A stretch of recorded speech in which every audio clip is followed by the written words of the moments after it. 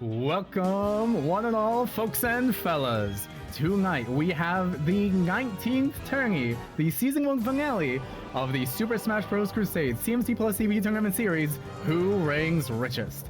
Our roster tonight is chock full of champions, winging battle after battle to tear their way to the top. It's been quite the climb thus far, folks, but the peak is upon us, and only one of these fighters will shine that bright golden shimmer at the top. Let's get a recap on just who it is who have made it this far, shall we? Taking our very first spotlight, Optimus Prime rolls in. Dominating the stage even after her idol graduation, we have Kiryu Coco. Climbing their way up this mountain just as they have many before, the Ice Climbers.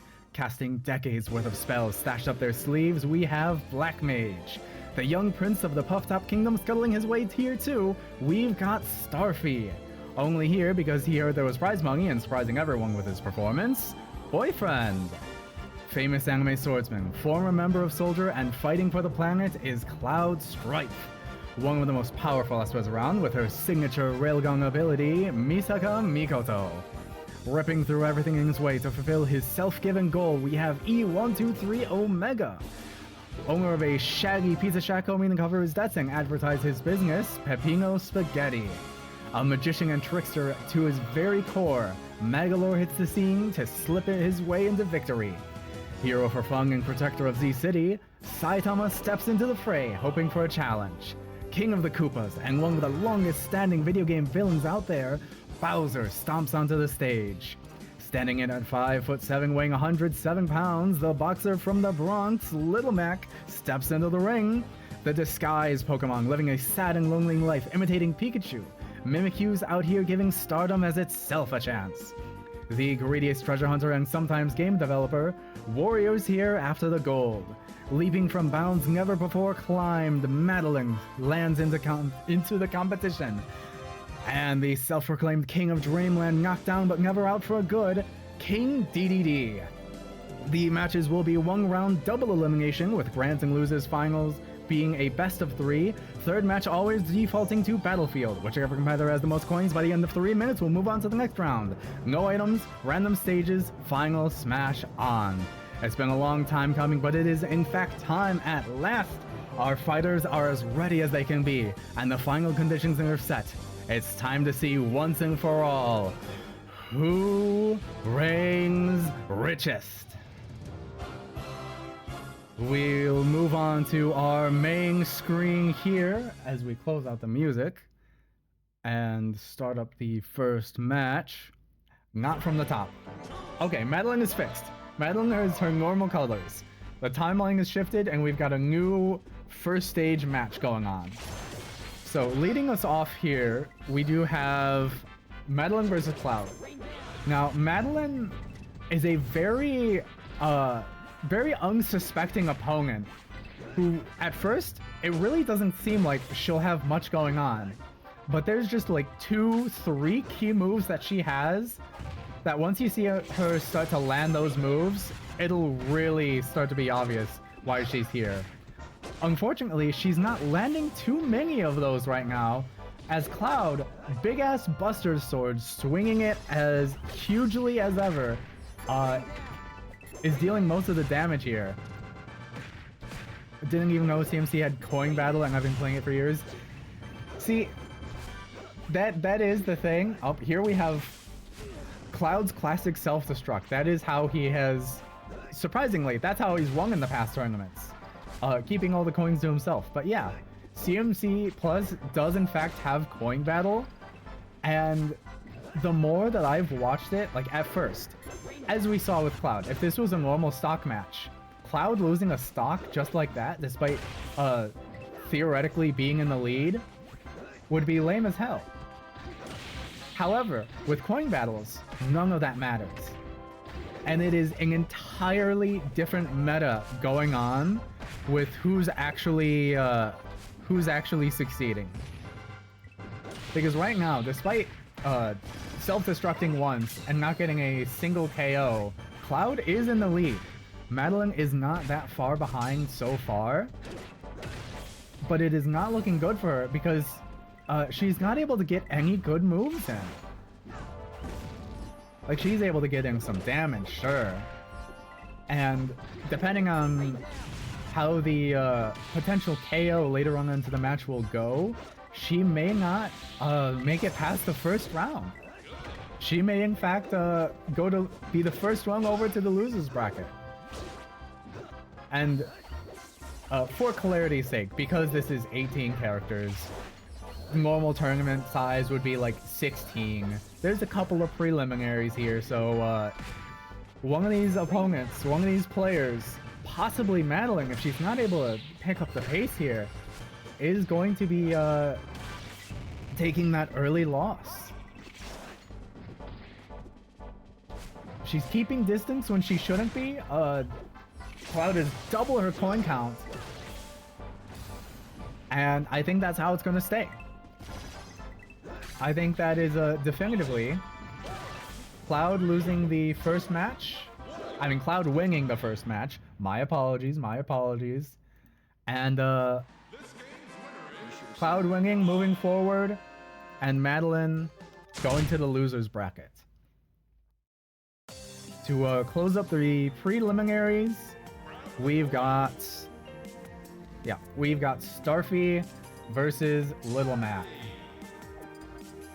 Starfy, I'm forever confused by, and I want to see with fresh and clear eyes if there's something I missed about Starfy, because I believe they were the winners of one of the rerunners tournaments where it was a bunch of the round one losers. And what ended up happening is beating Metal Sonic, beating Jotaro Kujo, Starfy somehow won. And it feels like Starfy just runs around the whole time. It feels like Starfy doesn't actually do anything. But somehow, even in this, like, is it that? Is it the slow and quick moves that Starfy just suddenly throws around? We're gonna be able to see if that same trick is able to work on Little Mac, who is much more of a rushdown character. He'll have to find his footing in this awkwardly wide stage. Still, as far as we're concerned, it's legal for this tournament.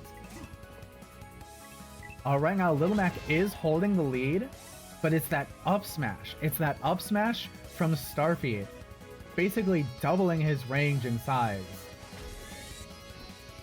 A massive blow from Little Mac, but unfortunately, there's a ceiling here. There's a ceiling that doesn't let that move be a KO.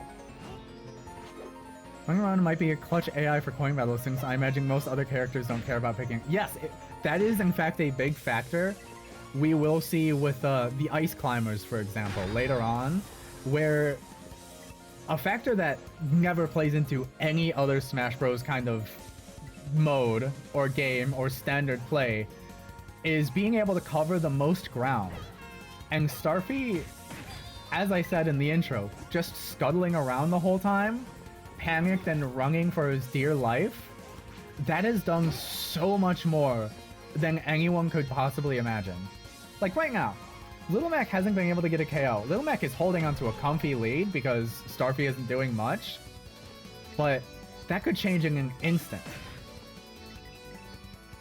And for clarification for anyone else new to the scene here, the way that the coin battles in Crusade work, Crusade and CMC Plus work, is a little bit different from actual vanilla Smash Bros.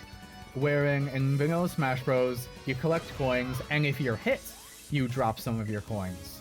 In this, if you are hit, you don't actually lose any of your coins. It's only 1/3 of your total coins lost on KO. So long as some of these characters are able to just survive, that does miles and miles worth of work for them.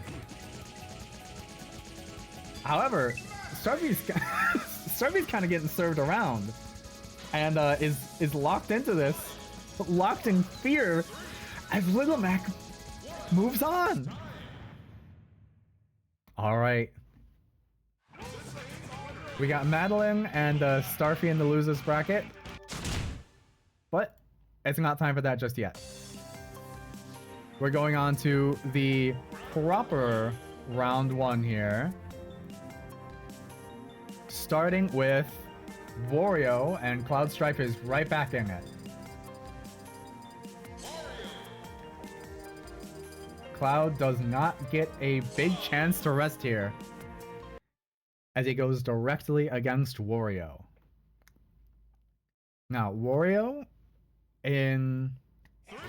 I believe it was Memory Lane he ended up winning. There's nothing too fancy with Wario. He's simply a very strong character. He has a lot of good range to his moves. Like that one. I don't know if that one, that little down spinning breakdance should have actually hit. He's got good moves, and that's about it. This is a fight between two characters with phenomenal moves. Like that up air. Cloud is kind of struggling to find any footing against a fully competent opponent here. But he is making headway. He is slowly figuring this out, closing the gap between Wario. CMC Plus is Jank Hitbox Heaven, and we love it for it. We love CMC Plus for that. Like, of course, you can master any character you want. You can play almost literally anyone. I saw on Game Banana just the other day, they have Cookie Monster, and he looks like a beast on the field. You can be anyone, and I think that's the magic. And that's the part of the magic that is fueled this tournament. As right now, even though it is a default Smash Bros. Ultimate matchup of Wario versus Cloud, there's a different magic to it. This is Cloud envisioned by the fans. This is Wario envisioned by the fans. And right now, fan-beloved Wario is far clearing Cloud right now. We're seeing as part of the magic with Wario is having good aerials, especially his up air. The longer you can keep the opponent in the air, the better. Because obviously all the coins are dropping down to the stage. If they can't pick up any coins, then it's pretty clear you're not gonna win. It's a unique form of denial with these CPU battles.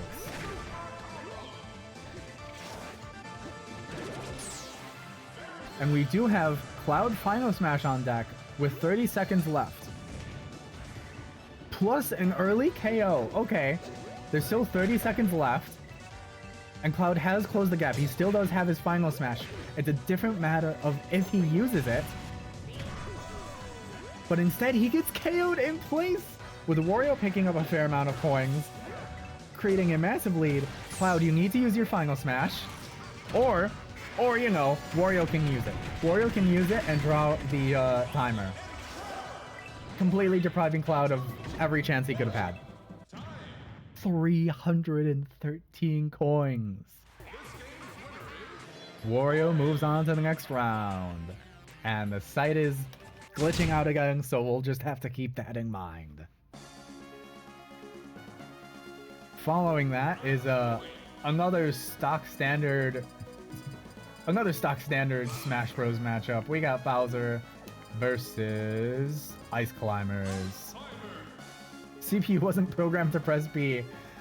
Yeah, we've had a fair share of mishap and unfortunate CPUs hit the scene. They've been weeded out. There are multiple characters in this, not this tournament here, but in the total roster that just would get locked into a single move, like we saw with Little Mac earlier in the match against Starfy. And they just don't let go. They press a button and wait for it to finish. Sometimes it works out, sometimes it doesn't. And is it just me, or does it really feel like a 2v1 here? I mean, sure, one of the two is like a level 1 CPU, but the Ice Climbers are kind of working independently here a little bit. It's not doing them too many favors because, you know... Actually, no, my bad. Let me look at this again. Bowser is taking so much more percentage. It's just that Bowser's hits are so much more impactful so much more dynamic. We're seeing some new float tech from the Ice Climbers as Nana covers the ledge with Popo completely safe. This is the crazy shit. This is the crazy shit that we should be expecting from the Ice Climbers. This is a 2v1, as sometimes the opponent's CPU doesn't even lock onto the right one. Bowser trying to do the body slam on Nana, but Popo just immediately knocking him right out of it. Bowser is in the lead, but he is at 190% with only a 10 coin difference. Depending on how far Bowser is able to take this, it could be to his benefit or to his detriment. An insane combo, covering every option. These Ice Climbers are something else. These are the Ice Climbers that every Ice Climber main wishes they could have. Just split their brain in two, have two controllers. Do the shit with Mario Party 8 where it's just where you control two characters, one with each half a controller. But we do have Bowser Final Smash on deck, but he's kind of wasting it. He's kind of running around and not doing much against solo Popo. We get a kill, sure, and that's gonna drop the Ice Climber's coin count. But now both of them are up here, and Bowser is back to his normal form. Ice Climber's Final Smash nowhere to be seen. It's going to be a question of whether Bowser, the heavy man himself, is able to hold on to all of these coins. If he's able to survive at a continuous... Okay. Or he can drop them. But Nana is down. We have 11 seconds. The coin counts are as close as they could be. Popo is doing his damnedest to make it through. But it's not enough. It's not enough. Despite making it close, Bowser is still able to pull ahead. And of course the website is still borked. Like, it's loading. There's nothing I can do about that. So we just have to remember it's Wario and Bowser moving on. And now for finally a non-standard match. A non-standard Smash Bros match. We got Omega versus Pepino. Yeah, the Ice Climbers were going crazy with the tether. I want to go back and analyze what that float was. Like, why were they floating at one point? But enough of that match. On to the absolute menace that is Pepino. Truly embodying the Wario-like platformerisms. And everything that Wario is, I feel Pepino kind of just does better. As we're already seeing with a lot of these moves, his absolute batshit cartoon physics. Every kind of slapstick comedy motion you can make is a deadly hitbox against this robot. Now, Omega, he's no slouch either. Nobody in this tournament, besides Starfy, really has any issues. And Omega is still holding his ground. Despite being at 120-some%, he's not getting set that far. Like, you would imagine a powerhouse like Pepino, like something like that. That makes sense. And there's the KO. I guess we've got a low hit. I'm sorry.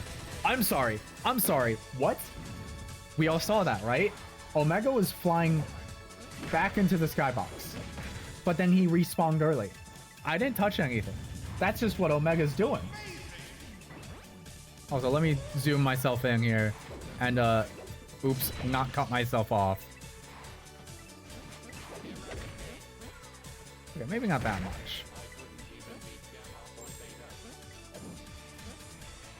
I feel like I heard a voice line in there that wasn't supposed to be from Omega, but okay. Whatever works for you. Right now, Pepino is in the lead, but it's a very shaky lead. Omega is making Pepino work for this here. And, you know, just is Omega disappearing with all of his coins off of the top. What is he doing? What is he doing? What is Omega doing? He's cheating. What the fuck is Omega doing? Hold on. He's still in this. None of the coins are being lost, but also Omega isn't really getting much of a lead out of this because he keeps wasting all this time being sent flying. The relentless robot, and there's... Okay, Pepino's doing the same thing, so it's an even match. Pepino's doing the same thing, okay? And Pepino won anyway. I think, I think maybe Pepino earned that one. Oh, and the site refreshed itself. Never mind. It's a website error. Awesome. Okay. Well, on the topic of errors, we've got Magolor on the scene. It's like Mugen where the characters have bullshit troll code to cheat the system. Yeah, except both of them were using it. We got Magolor versus Misaka. Yeah, Ace remembers. Ace remembers the bullshit that was going on. So, Magolor is on a strike system. Magolor tends to break the game a little bit. If he has 2 strikes in the winner's side. If he uses both of those, and if he does break the game, we will refresh the match with the appropriate time remaining. And also keep in mind the previous coin counts. But he only gets 1 strike in the loser's bracket. So he's really going to need to play it safe this time. The trigger to look out for, to worry for, is if he dies off of the bottom blast zone. Which realistically shouldn't happen if, like, you know, he's being KO'd off the side. And also with that incredible recovery, borderline absurd, as long as he doesn't fuck it up, Magolor shouldn't be KO'd off the bottom. And for his opponent, Misaka, I don't know, she's just crazy. She has crazy good hitboxes, crazy good moves. She has a built-in Final Smash. So even if you don't have Final Smash, she has Final Smash. Magolor is able to recover from a lot of the situations here, but he's not really able to gather too many of these coins. He's spending too much of his time in the air, too much of the time recovering. Meanwhile, they're only dropping bronze coins. So it's looking to be another low econ game, and likely the KOs will matter a little bit less. It's really just going to be who's going to be picking up the most coins. Like, even from that KO, sure, Magolor dropped a little bit. Okay. And that's what I was talking... Actually, no. That wasn't even it. That was Misaka's normal Final Smash. She still has her meter if we look above her, her icon here. Breaking Magolor through his shield.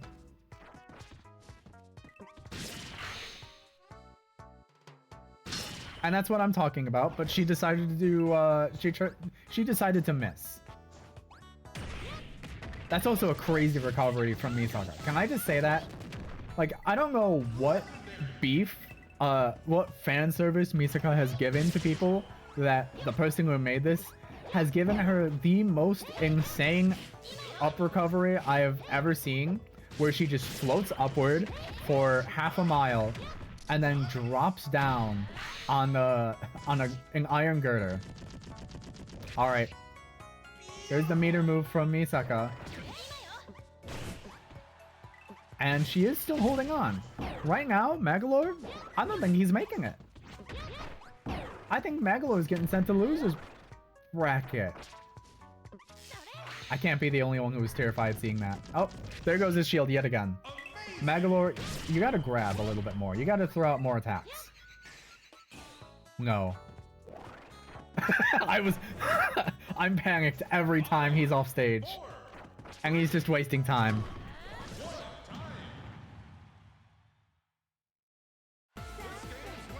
might be better. It may be, but he's not out for good. So Misaka is moving on. Okay, I can finally update the sheets. So it was Bowser and Wario who won. And then we had Peppino victory. And now, oh boy. We got Boyfriend. Up next, we got Boyfriend versus Saitama.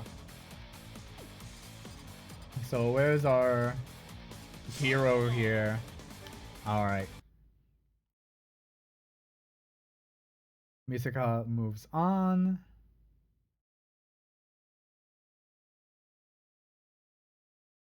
Alright. This is going to be interesting. This is going to be interesting. Both of these opponents have instant kill final smashes. They do work a little bit differently, so it'll be interesting to see if either of those factors come into play. Yeah, there is in fact an F&F mod of this matchup, and Saitama absolutely obliterates Boyfriend. So, in a different field of combat, not stocks, not music, but coins. We got poor white boy over here, and also broke ass hero. So we're seeing a lot of damage from Saitama. However, it's really more so the way he can stall out the match. He doesn't have all that much defense-wise, so he can get sent pretty easily by most of what Boyfriend has. And the way I see it, if Boyfriend is not able to land any of the stereo system drops, his down special, then I think he loses this one. Because that's his only surefire kill move. And with all of these walls that Saitama just conveniently happens to be clinging to, he's gonna need it. He's gonna need a little bit more in his favor. Maybe keep the match on the left side, you know, Boyfriend, right? You know? Stay on the left this time.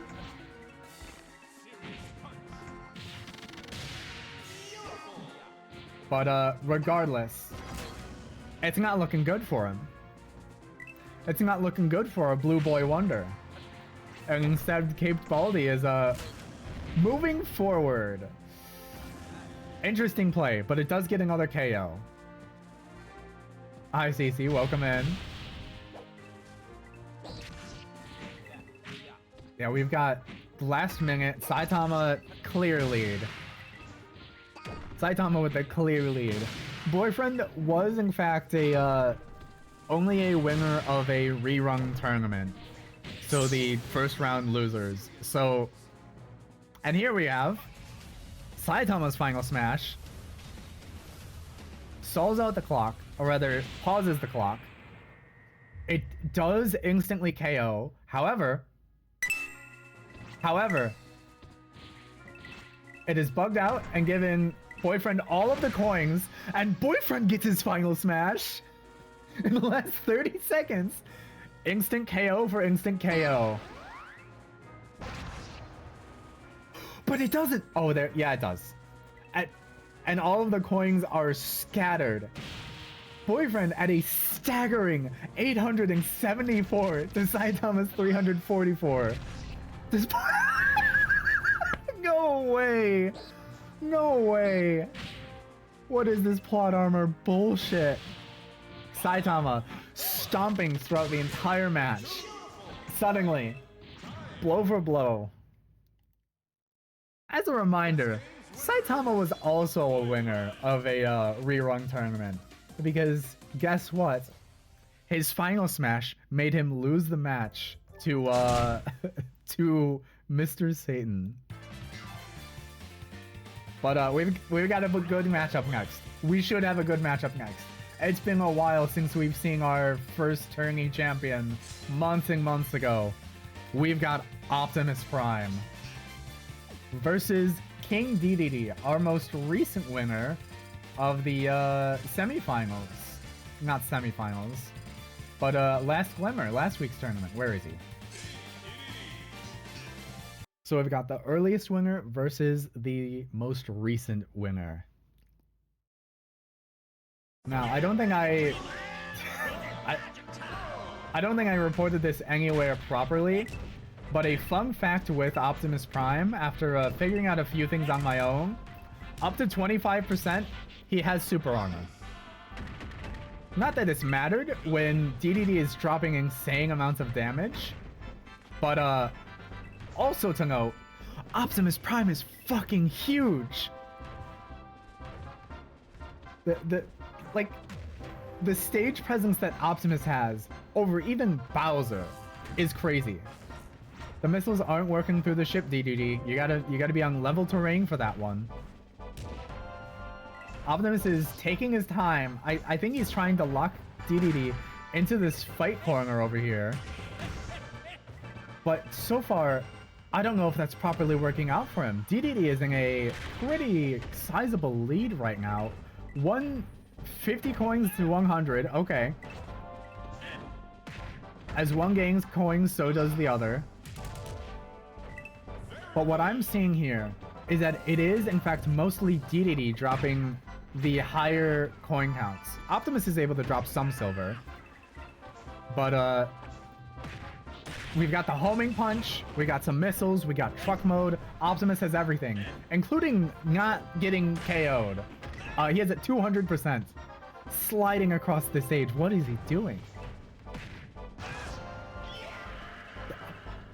A guaranteed lock-on KO. Oh no. We've got another bug here. We've got another, a tricky moment here. Is this going to be a proper slugfest? Unless they get KO'd off the side. I think it's just the star KOs that are getting glitched out. But we gotta let it run. Only one of the Autobots land. And it's a KO from Optimus Prime. He sees that KOing off the top isn't working. But King Dedede, he misses the angle. And while he's slowly catching up in terms of coin counts, he hasn't figured it out. For all intents and purposes, Dedede could do this. With the right move, he can do this. But right now, Optimus sailing at 322 coins, and there it goes. There it goes, and the tables have completely flipped. King Dedede is now in the lead. Optimus putting in all the work he can, raising percentages. He needs that lock-on punch into a up special combo. And these last 5 seconds, can he get a KO? Can he get anything out of this? The answer is no.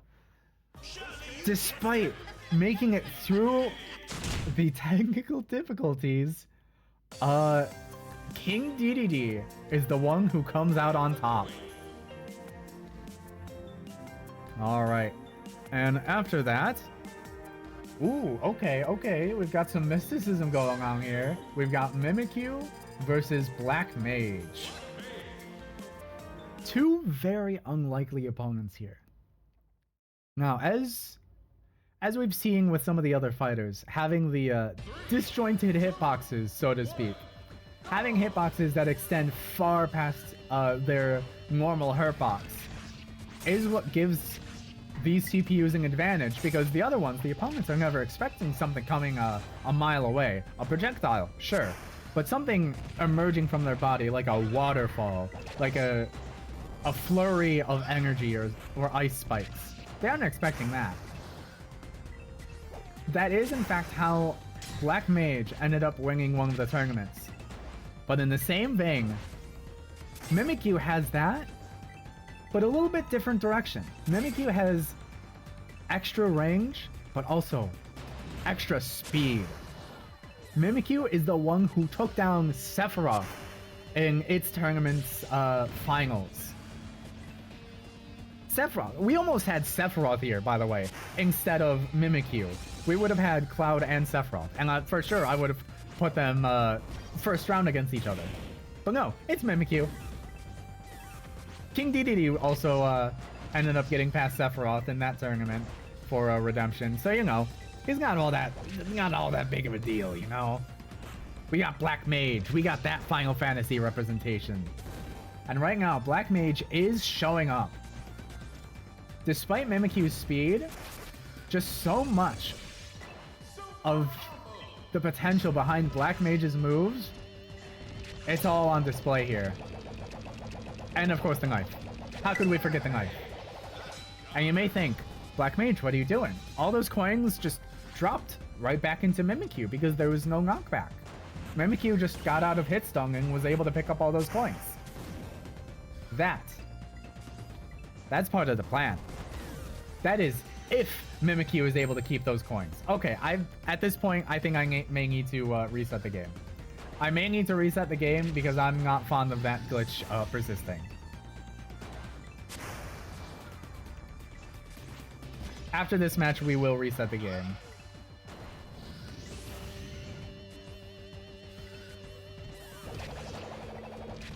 Also take that moment to do a somewhat early commercial break, because I gotta run those every hour. But right now, even despite... Actually, no, not despite that. The coin counts are close. They couldn't be closer. Alright, Mimikyu's staying closer to the center. Mimikyu breaking out of the knockback from that. Unfortunately, that was a KO off the top left, not the top. But Mimikyu's still back in it. Mimikyu is taking the lead, even after all of that. And despite being on the back foot the entire match, Mimikyu wins. Alright. We'll go back to our main screen here. Right here, we've got Little Mac versus Kiryu Coco. Now, I do have to say, I'm glad Little Mac was able to move on. Unfortunately, if I may be so blunt, Kiryu Coco is likely one of the deadliest forces in this tournament. Right now, Little Mac is proving pretty versatile in this matchup, with a good few counters here. And Coco actually not able to do anything here. She is in fact a heavyweight. Slow moves, powerful moves, very hard to send flying. However, that is not any reason to underestimate her. She is a grappler heavyweight. As soon as she gets you in one move, it's almost curtains. But right now, Little Mac's hanging in there. He's used to dealing with characters far outside his own weight class. He's just gonna have to, you know, put a little bit more weight into his own punches here. Because if he's not careful, you know, maybe he's just not used to grapples. You know, this is more of an MMA sort of thing. Little Mac, that's just punches. You just punch the guy. You just fucking punch him. Coco, anything can happen on the stage.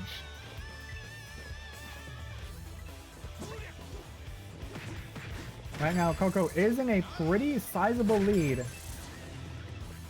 Or rather, was. Little Mac taking his time, almost taking his time to get to the stage. You know, sometimes I speak too soon. You know, it's part of the whole commentator's curse thing. I've just accepted it at this point. And an early KO off the side of the stage, with Coco reaping all of those coins. Yikes! And the final smash. And the final smash. But Little Mac gets his final smash too. There is a ledge here, but it goes upwards. And it doesn't even KO, because it was far too early. Little Mac, what are you doing? You could have aimed it the other way, you know, buddy? You're doing your absolute damnedest, and we appreciate you for it. But you're up against a dragon. You're up against a fucking dragon, man. Donkey Kong, that's one thing. The so-called Dragon of Legend, that's another. Right now, Little Mac is not entirely out of it. We still have 35 seconds left on the clock, and Coco is at 140%. If he's able to play it loose, fast, and close to the edge of the stage, he might be able to work something out. But right now,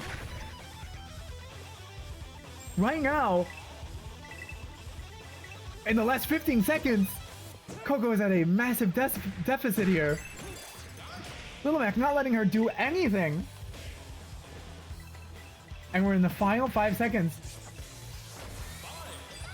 As out of nowhere, as a complete upset, Little Mac wins.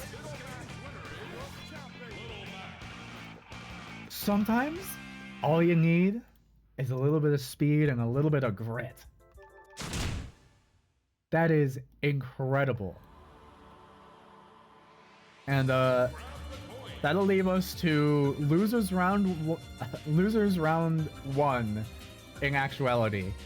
We'll give Coco a little break as we go on to Starfy versus Cloud Strife. Now, as this is double elimination, both of these characters have lost. If they lose this match, whoever loses, that's it. They're out of the running for good. We're taking it to Fountain of Dreams. Starfy hoping for a miracle here. Both gimmicky sort of fighters, you could say. While Starfy has, you know, some disjointed, some pretty large hitboxes himself, Cloud is Mr. Hitbox. An entire body's length out from his own size. Almost self-destructs himself with the craziest angle on that.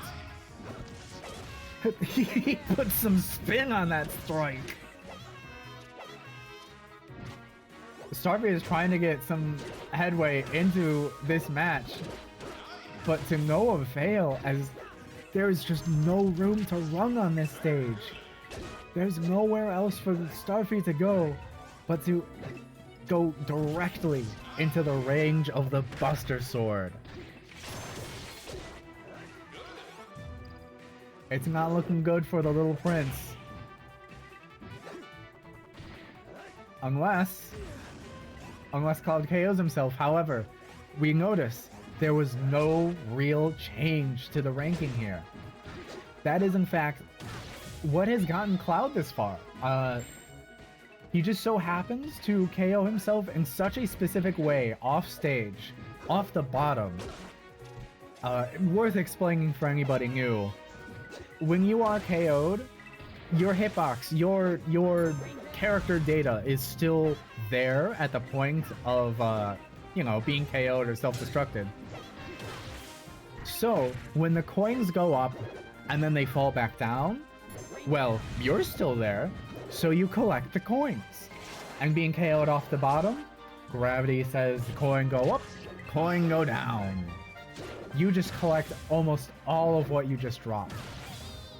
Which is why, even where you KO an opponent matters so much in this format. If you're just lazily dropping your opponent off the stage, if you're just letting them fall off for a quick and easy early KO, that's not gonna cut it. That's not gonna cut it. Because they're just gonna come back with everything they got. You need a true and honest KO. Off the side? Sure. Off the top? That's what you want. And Cloud just keeps getting these KOs.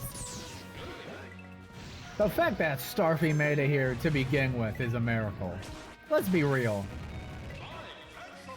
In a different timeline, Starfy wouldn't be here. And Starfy is no longer here. Cloud moves up in the losers bracket. But we're not done with it yet. We're not done with it yet.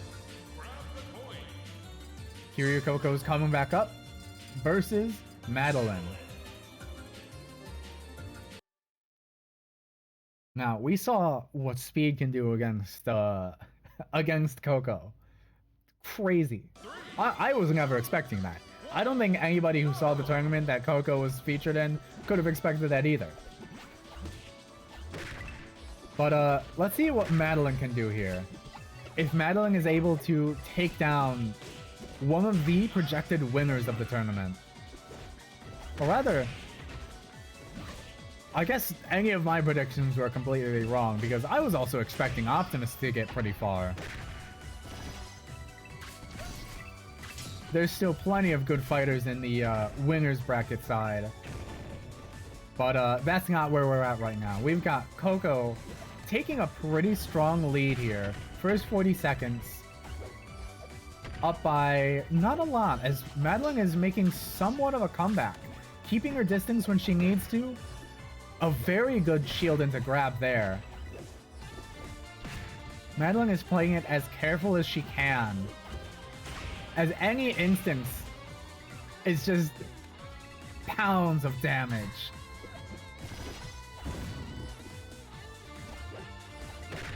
Any slip-up she makes is going to be detrimental. Coco somehow recovering. That was the worst recovery I've ever seen. But she's made it this far. Madeline is going to need to work some magic. If Coco drops off the bottom of the stage, there's no hope. Madeline needs to work on those side punches, on anything going up. She needs a genuine KO, and she has half the match to do so. It doesn't matter how far in the lead Coco gets. In fact, getting further in the lead would be better. But not in the sake of... Okay, I say that. I'm not saying that in the sake of Madeline going further back. I'm saying Coco getting more coins, because that's going to be more coins dropped onto the stage. Coco's able to recover off the bottom, thank goodness. Able to keep things a little bit interesting. But right now, it's not looking good for one of these red-haired women. And that's straight off the bottom. It is 170 to 102, but based on the rest of this match, based on how things are going, I don't think that's gonna be. All right, Madeline is able to dodge Coco's final smash, and should get her final smash right here, but it doesn't really do anything. Unfortunately, that didn't really do anything for her. Maybe a little tickle of damage. You know, here's a few extra little clones to throw at you. Nope, nothing.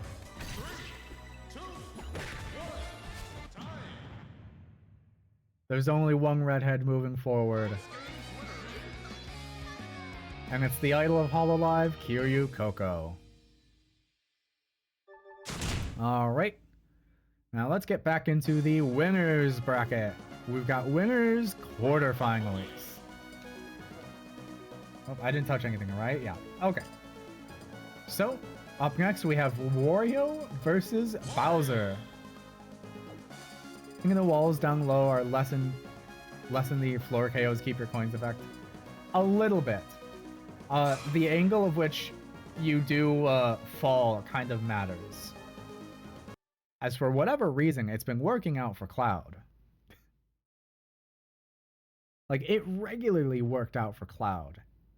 Maybe it's luck. Maybe it's skill. You all saw me pick the random stage. I did not pick the Mario stage for the Mario characters here. But you know what? So be it.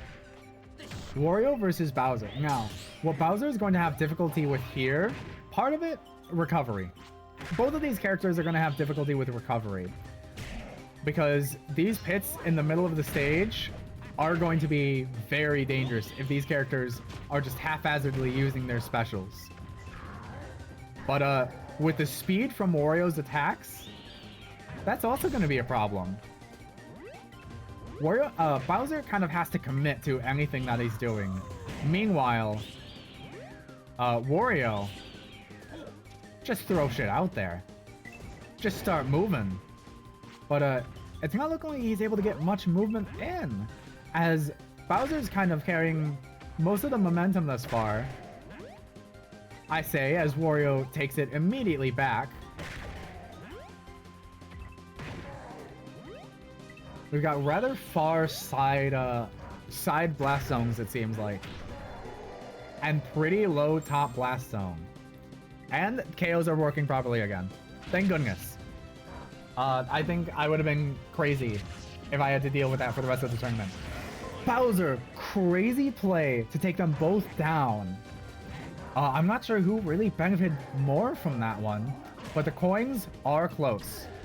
As we were halfway through the match, back to low percent, 73 to 79, 84 to 70, 80. It's going back and forth between these two.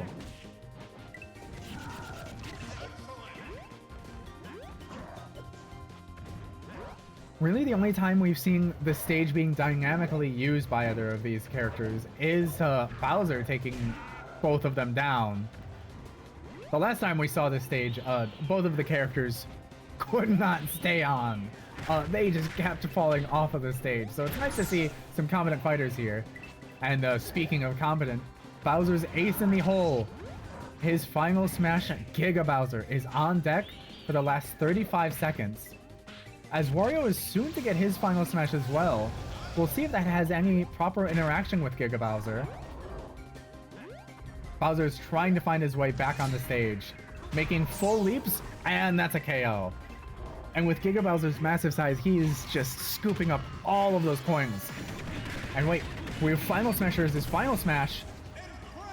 The Giga Bowser durability helps Bowser hang on just enough. But is it enough in the last 8 seconds?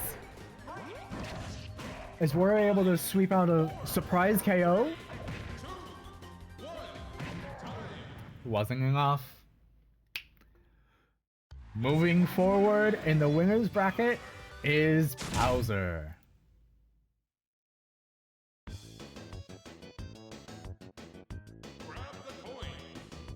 Alright, enough of that standard Smash Bros. Schlop. We got Anime Girl versus American cartoon character, basically cartoon character. We got Pepino Spaghetti.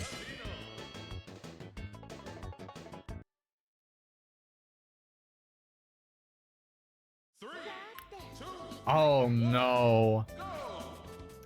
Alright, interesting history with this stage.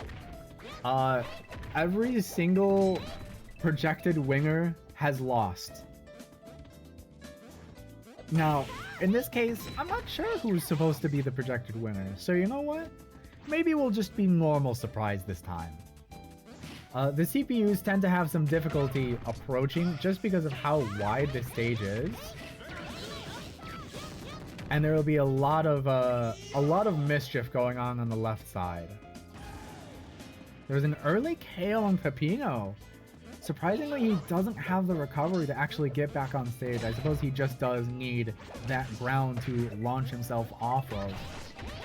Because just in freeform air, he doesn't have anything. We get a strong combo from Misaka, getting back all of the percentage that Pepino tried to shrug off with that, let's call it an early self-destruct. But right now, Misaka's absurd range with all of her Esper electricity attacks, they're just completely outpacing anything Pepino can do. Even if Pepino does have the faster moves, he still needs to land them. He still needs to get close enough. He's able to get some of that going on here.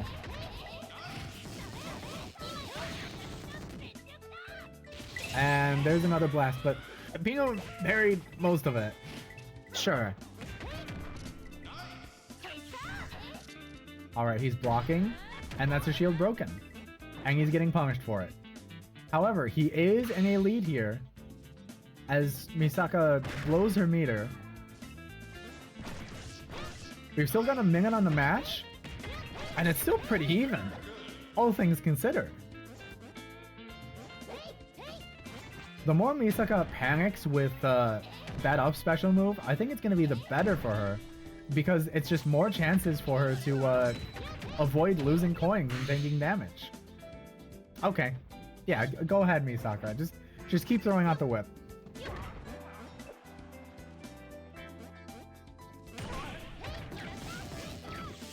Whenever that girder drops, it just opens Pepino up to so many more of Misaka's combos. And Misaka, or rather, Pepino's kind of just struggling to keep pace here, but he does have his final smash. Is he able to land it? Yup. Railgun meets shotgun. He's only able to land it once. Meanwhile, I guess Misaka's got a little bit more range. And unless Pepino ran over there and got a KO, it wasn't happening.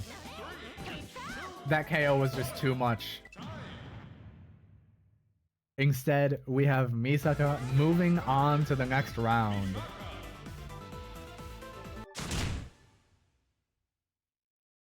And after that, oh, okay. We've got a real speed versus power match here. King DDD versus Boyfriend. So King DDD, I think, has more of the advantage in this match just because of the absurdity with his hammer. However, Boyfriend, you can never underestimate him. That mic toss move is just absurd. And with how much of a slippery little shit this guy is, he can just run right above you and just shoot out a few notes. Just no problem. What's going on? There was a KO in the first 30-some seconds? I label this match as speed versus power, but Boyfriend's no slouch himself.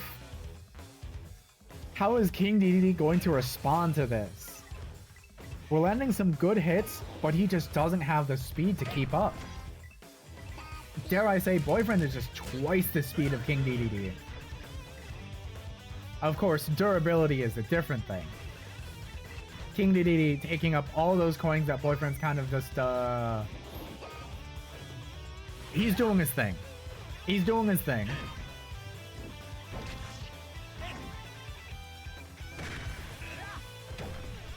As long as Boyfriend is able to keep diving in for quick moves and avoid that hammer, he's clear for the rest of this match.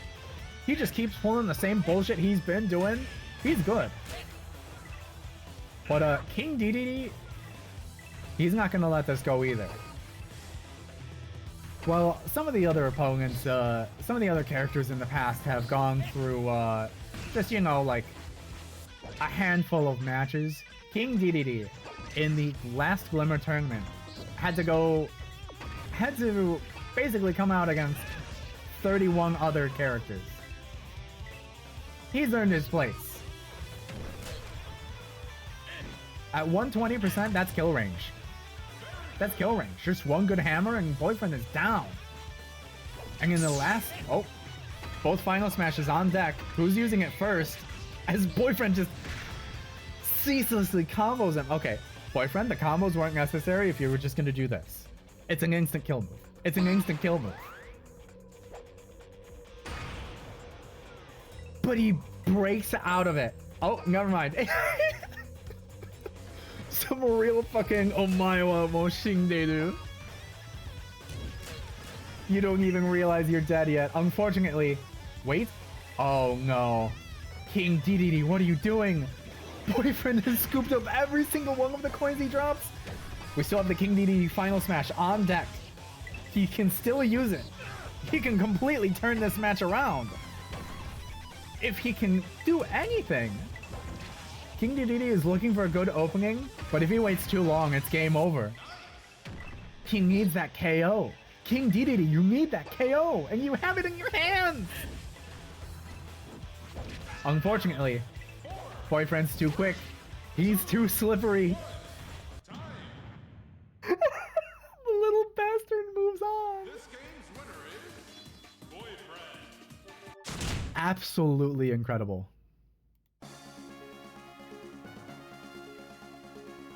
Friendly friendly reminder, the first ever match Boyfriend had in this tournament series was against Garfield, and he lost. He lost to Garfield. Where is Garfield now, huh? Where is he? I want to know. Could Garfield have done that? Anyway. Oh, yeah. Mimikyu versus Little Mac. We got a couple of speedsters here. Look, I've got so much more faith in Little Mac now. I really think Little Mac can go the distance. Unfortunately, Mimikyu himself is a tricky and speedy fighter itself. Who knows what tricks it's pulling up on that platform? You never know. Alongside, first time we're really seeing it, the Mimikyu recovery, omnidirectional. It's basically a better it's a better Foxfire because it covers so much more distance, and after the charge, it's just instant. You're just basically instantly there.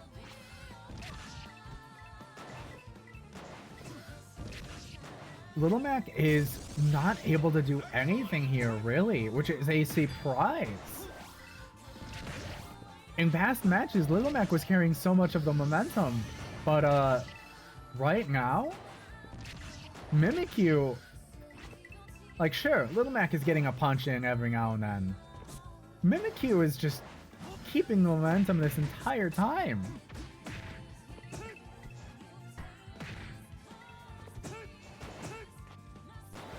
Even dodging all of that. Little Mac getting a little bit too zesty there, falling off of the stage. And with no real coins to drop, nothing's falling back to him. And also, he's only at 30 coins. He was only at like 30 some coins. There's nothing getting dropped after that.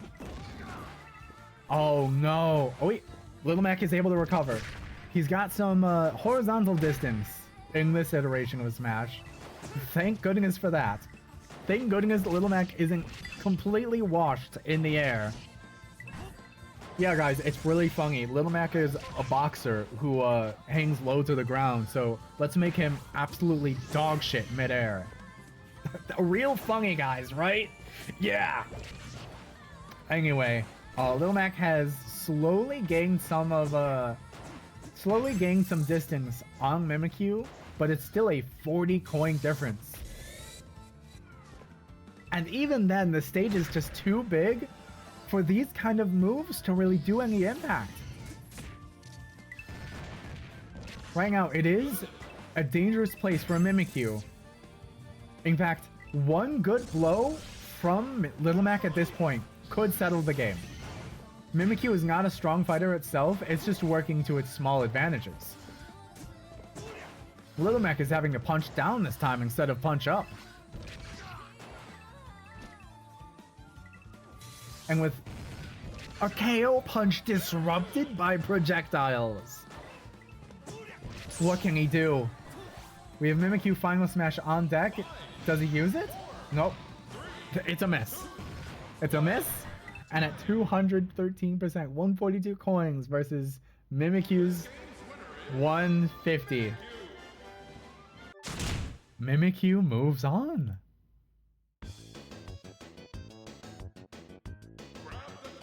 Alright. And before the winners semifinals, we have losers round 3. We've got Kiryu Coco still in play. And her opponent this time is Black Mage. Now, Black Mage may actually pose a challenge to Coco this time because of the range in his moves. Coco has to get close, but is too slow to really do anything around that. It's if Coco gets close, not when. And Black Mage is all about keeping his distance. Alright, we're seeing some teleport spam, but again, Black Mage is here for a reason. We've already got high percentages on both fighters as Black Mage is camping out on the platforms for a little bit. They're both trying to find their footing, get in close, or rather, Black Mage is trying to keep Kiryu Coco from getting close, while Coco is the only one really trying to approach. Some wind, some ice. We've got all the elements on Black Mage's side. What does Kiryu Coco have? Spirit. Not enough of it to save her from falling off of the stage. It's a little bit disruptive that the clouds kind of go in front of that, but who knows? Kiryu Coco falling off of the stage twice?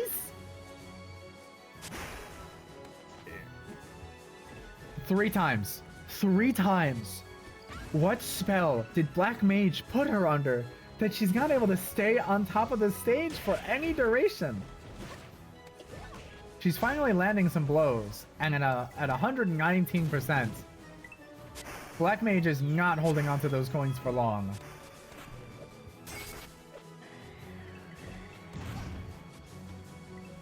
Keeping Coco onto the platforms is what's going to keep Black Mage in the lead here.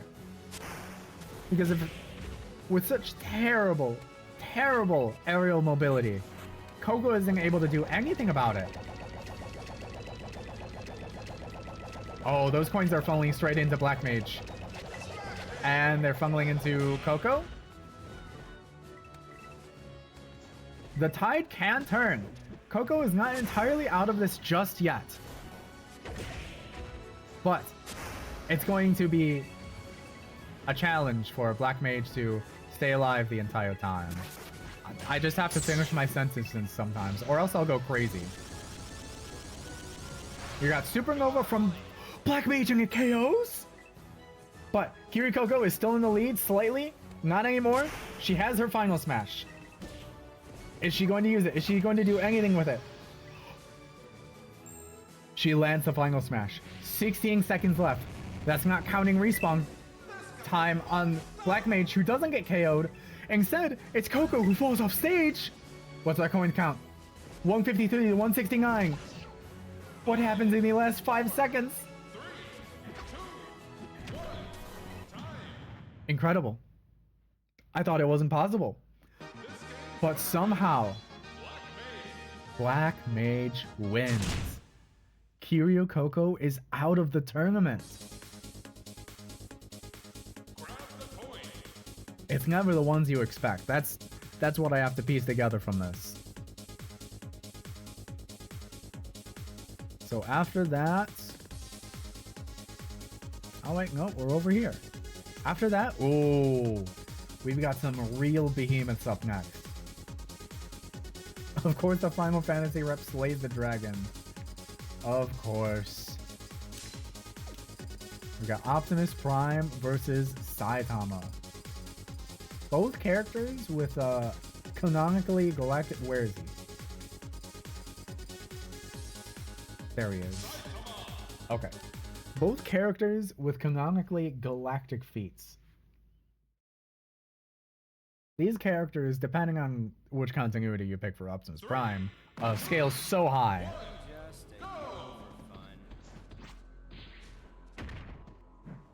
It's time to see how this match turns out. Again, just a little bit of super armor, but it's not really working out for Optimus, who wasn't able to capitalize on it. Saitama just kept punching and eventually broke through it. They're back on even ground now, but for as much as Saitama can do, Optimus, massive and fast. And can just recover from almost anything, I suppose. Like, really, that is such a pitiful recovery, but because of just how huge Optimus is, it still works. Optimus is in a pretty big lead here, but does feel due to lose some of these coins eventually. As he is steadily taking more and more damage. Just a casual tossing off of the stage is not going to be enough to keep Saitama out. That's not going to be enough to put him down.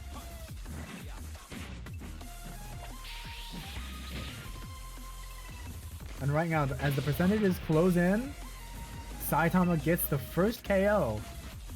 But Optimus is still in the lead. He's not able to capitalize on collecting enough of those coins for it to really matter. Alright. We got a gosh dang bot. As Optimus drives off, he hears there's a bot. He wants to get rid of it. Me too.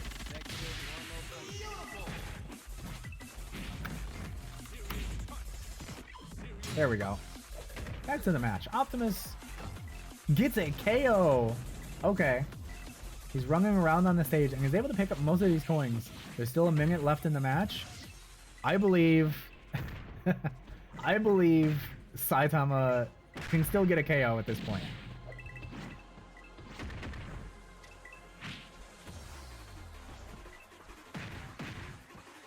If Saitama is able to get a KO at this point, then it's his game. But unfortunately, Saitama is kind of throwing against Optimus Prime of all characters. And we land the final smash. But how does it pan out this time? Does it work out in Saitama's favor? Saitama is maxed out in coins. Saitama has maxed out in coins. We got huge damage on Saitama. 100% in the last 15 seconds. Is Optimus able to do anything about this? Or is Saitama just going to stand at the top at 999 coins? This is the intended effect. Saitama's supposed to keep all the coins.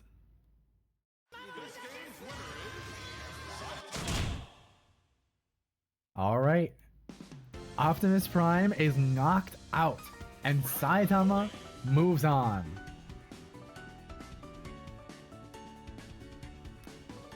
And to follow that match, we're not done with the robots just yet. We've got Omega versus Magolor. Someone who couldn't be more straightforward, and someone who a little bit less than trustworthy, maybe. But he's turned a new leaf. He's okay now. He's fine, guys. He's made a theme park. Everything's awesome. Magolor's awesome. He made a theme park. Let's put him on the fucking flamethrower. So, as I stated earlier, Magolor's penalty system is in effect. However, because he didn't really use anything in the winner's bracket, he gets two freebies. And he gets one more if he lands into losers, finals, or grands. Right now, Magolor is playing it careful, I suppose. He's got some apples. Here's some apples. Here's some gem apples. You like microtransactions? You're a robot. Let's install some microtransactions in ya. You got mobile games in there, Omega? Do you think Omega would run any mobile games on his system? Just when having to, like, whenever they're like, hey, Omega, can you stay still and listen to this for a moment? And, like, he knows it'll benefit him in the long run, so he just goes with it. But he's not actually listening. Magolor?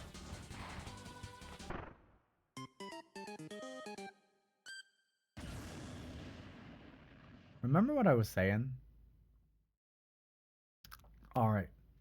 We're giving them 2 minutes. I'm noting this down. 103 to 31.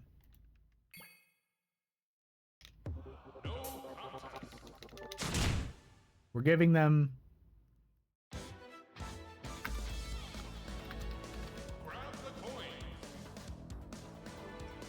We're giving Magolor his... That's one strike.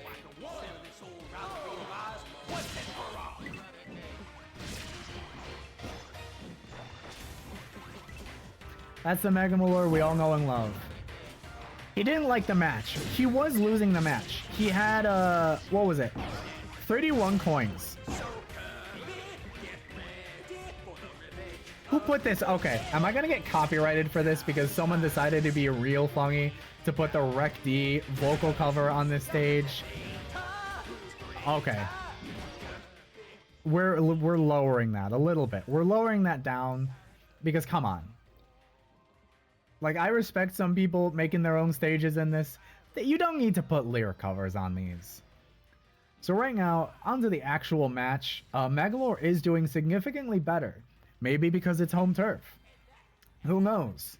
But right now, yeah, he is just doing better. And then he gets KO'd for it. That's Magolor. Audio jungle. Audio jungle. Omega is soon to get KO'd here.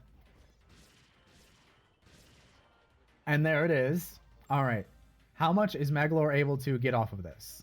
Also, I accidentally did not change the timer. So you know what? We're just restarting the match. This is just the match anew. Actually, no. That's not fair. We're still adding in the coin counts from the first match. Magolor does not get to just go onto a new stage and benefit from it. If Magolor was not in a clear lead, or rather, one way or the other, if Magolor was not... if he wasn't just a cheap bastard, come on!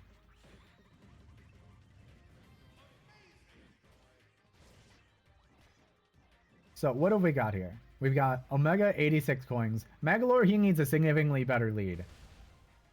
Magolor needs 70, above 70 in the lead to actually beat Omega.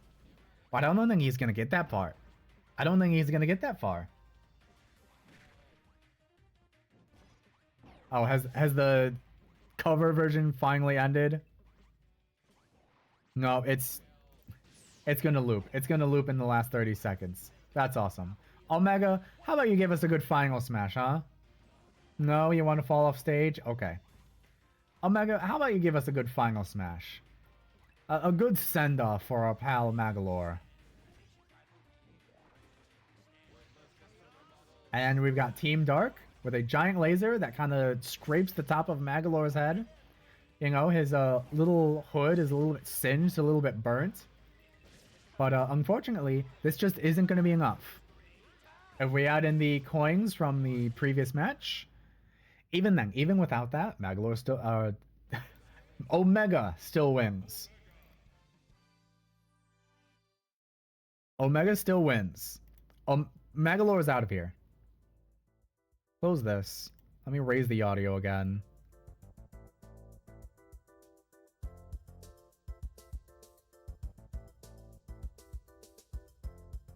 And now we're back to the Ice Climbers. We're back to the Ice Climbers versus Bowser. Sorry, I was reading that wrong. let me reset. Bowser is not here to smash in Ice Climbers again. They don't get the rematch like that. They gotta make it back in fair and square, or Bowser gets knocked out. Cloud Strife. I was just thinking about how Bowser won.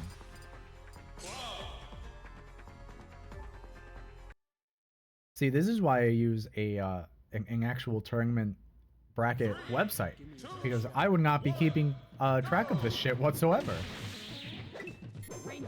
So, we've got Cloud, who's regularly displayed. He's got Big Sword. That's his best feature. And we've got Ice Climbers, who have displayed... There's two of them. There's two of them, and they can both get hit. Now, I also haven't necessarily been keeping track. If the coins that Nana gets add up to the total, right now they're trying to apply some pressure on Cloud, but he just shield, jump, and air. It's as simple as that. One of the most generous Nana recoveries I've ever seen, as Popo is now tethered to absolutely nothing. The Phantom Nana in the top left of the stage. Will this affect Popo's performance at all? Does he hear voices that we do not? Apparently so, because Popo is at 145 coins to Cloud's 52. What's going on? I'm sorry. Is Cloud not winging this match? Did I miss something? He hasn't been picking up the coins. And there goes Popo, with plenty of coins being dropped, but can he pick them up? No, barely. Not at all. Ice Climbers still holding on. You know, Cloud's little gimmick usually only works if he's actually in a lead. If he's actually, you know, like, got potential going on. As it stands, it's kind of just Cloud getting bodied here. He got KO'd right then, and the Ice Climbers are up nearly 200 coins. What is going on? Like, we've got all these strong and wonderful characters. Saitama, Kiryu Koko, Magalore. No. Ice Climbers. Boyfriend. Misaka Mikoto. There goes Ngang off stage. Unfortunately, Popo is still at 262 coins. A whole 130 coins more than Cloud, except that's a or rather that's a KO. That's a KO, a proper KO, off the side of the stage. If Cloud plays his cards right, he can just do it again.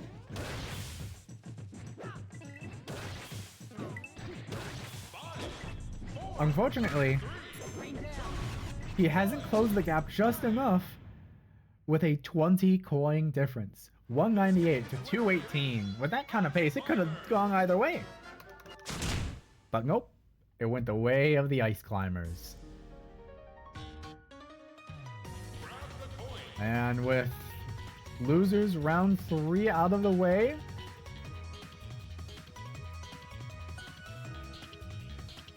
I think we go on to losers round 4.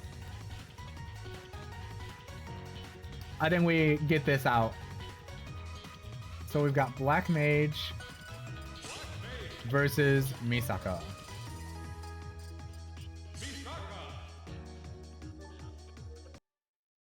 So with this match, I think Misaka outclasses Black Mage.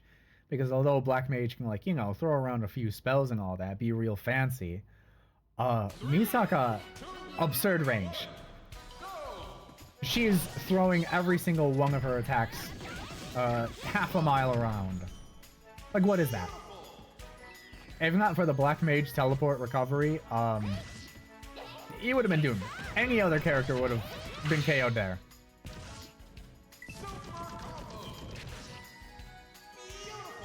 What is Black Mage doing?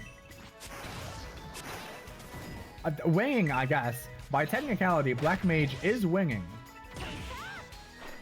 But at 97% to 25, it doesn't really look like it. And there's 54. So what exactly is Black Mage's win condition here? Just let himself get hit, scoop up the coins from his own defeat, and then get a nice KO on the way out? Because Misaka, it seems pretty straightforward what her plan has been this entire time. She's going to be throwing around the same exact combos. Maybe throwing her grab in every now and then. A KO off the side, unfortunately, it was a pretty low one, so all of those coins are kaput. Okay, Black Mage, you can't be putting high school girls to sleep. You can't be doing that on stream, man. You might get disqualified for a different reason.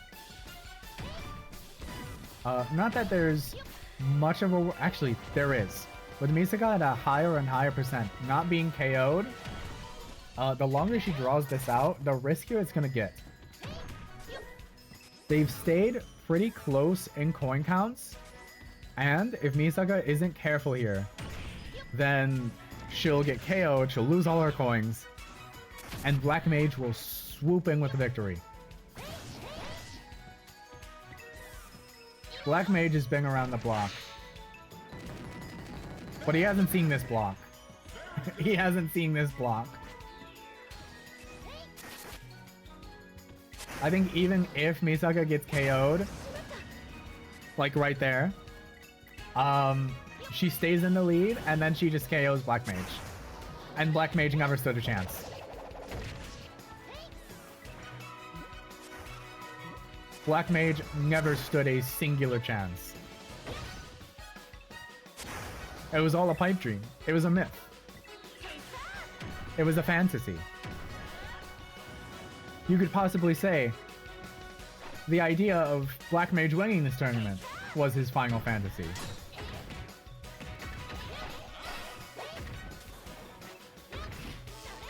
Like, come on. 100 coins to 250. Oh, you got a supernova. Oh, you're gonna drop a bunch of coins. Okay, that actually could have done it. If Black Mage was like 2 seconds quicker, that actually could have been the match. Black Mage was fighting till the end. Black Mage was fighting till the bed. Oops, that's wrong. Change the score. That's the wrong score.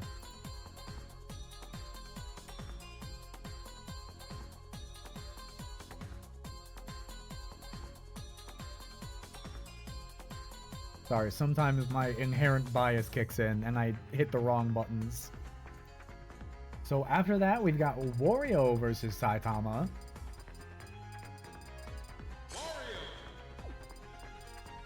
I feel like Saitama's fought a guy like this before. Where is he? I always... He's too bald and forgettable in terms of appearance.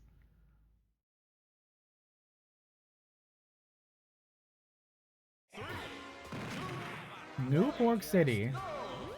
We've seen interesting plays on this stage before. Let's see how the fighters adapt to the floating limousine.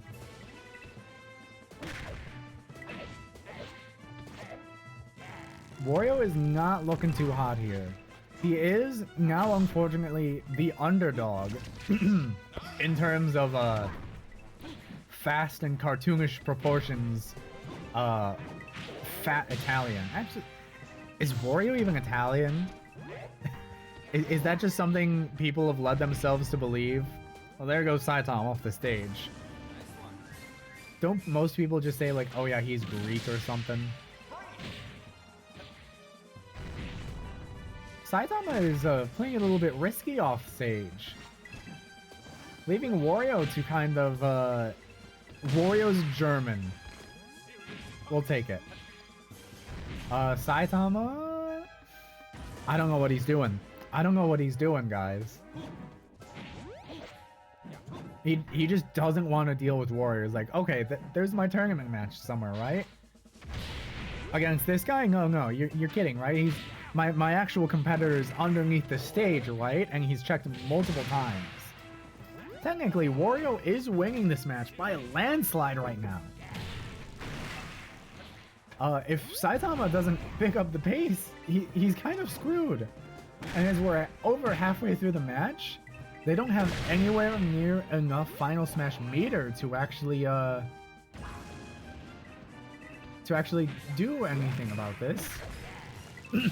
As we're seeing, suddenly it's drastically closer as Wario has self-destructed, dropped most of his coins. Saitama has picked up a lot of coins, not all of them. He was kind of just fiddling with that tire for a little while. I'm not sure what that was about. Punched straight out of the motors. I for real thought it was over for Saitama. I thought I saw his career flash before his eyes. And he's stuck underneath as he flubs and goes off stage? Does Wario actually move on? Does Wario actually beat Saitama? What is the Versus Battle Wiki going to say about this one? Boy, man, I need a break. My voice is breaking.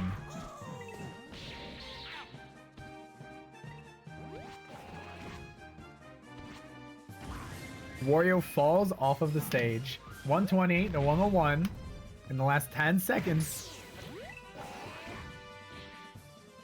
5, 4, 3. In the last 3 seconds. Which way does it go? Which way does the coin flip land? It's on Wario. 1. Time. It's on Wario, by the way.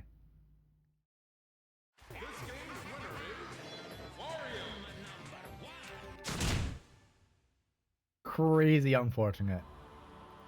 The Saitama believers, my condolences. But Wario moves on. Alright. Next up, we've got Little Mac versus Omega.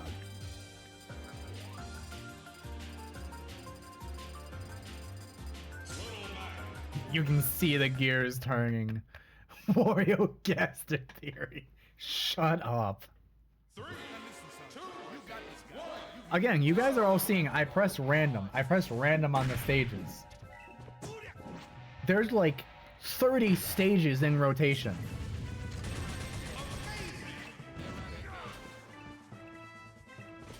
I could not plan this if I tried to. Anyway, for this match, we've regularly seen, no matter what kind of weight class or any kind of capability of the opponent, Little Mac has kind of plowed through mostly everyone. Well, mostly everyone, except for he lost to put himself in here. But right now, Omega's not looking too hot. It's looking pretty risky for Omega, except Little Mac is kind of following in Saitama's steps and falling off the stage. Except Little Mac has an even worse recovery, so that's an even worse idea.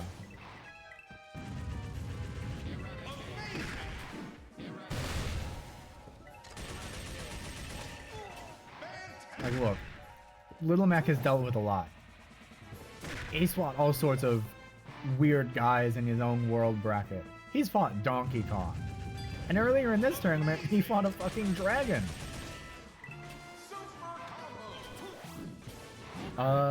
Unfortunately, a robot with Gatling guns is a little bit extra. He's able to pull ahead with a KO at this point, but that's over half the match in. It's not looking likely that he'll be able to get another KO in time.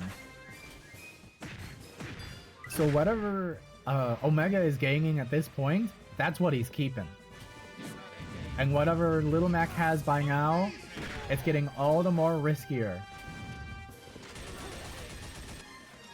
Sorry, did Little Mac just hit stun,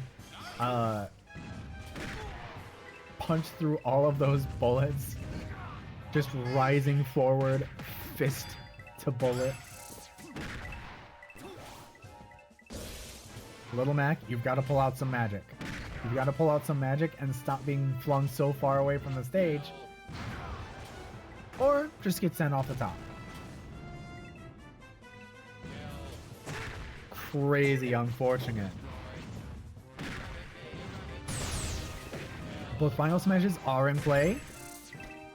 Little Mac might have this if he's able to land it. Unfortunately, we've got the Team Dark Beam. And Little Mac, your response is landing the final smash. Off of the top. What's he able to get out of it? Is he able to get it off? Nope. Stalled out. Stalled out by the Gatling. Pinned down by the superior robot. Omega moves on.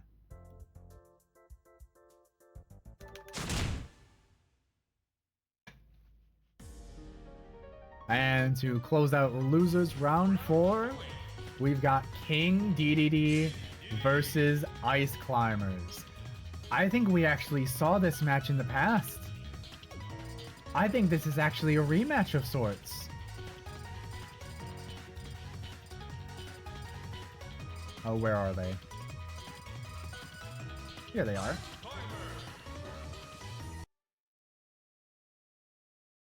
I forget which tournament it possibly could have been. But I think this is a match we've already seen.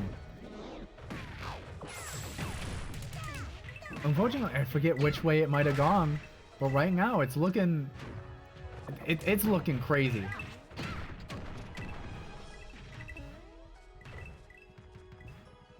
Because of this locked cage, all of these coins are just going to be flying back and forth.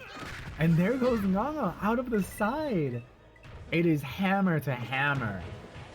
One obviously far superior to the other.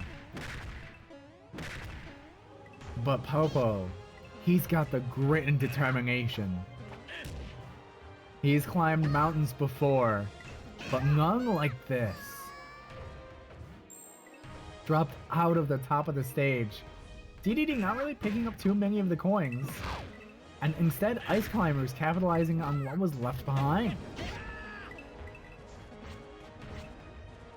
The Ice Climbers will be able to do a significant amount of percentage on DDD, but actually KOing him is an entirely different matter.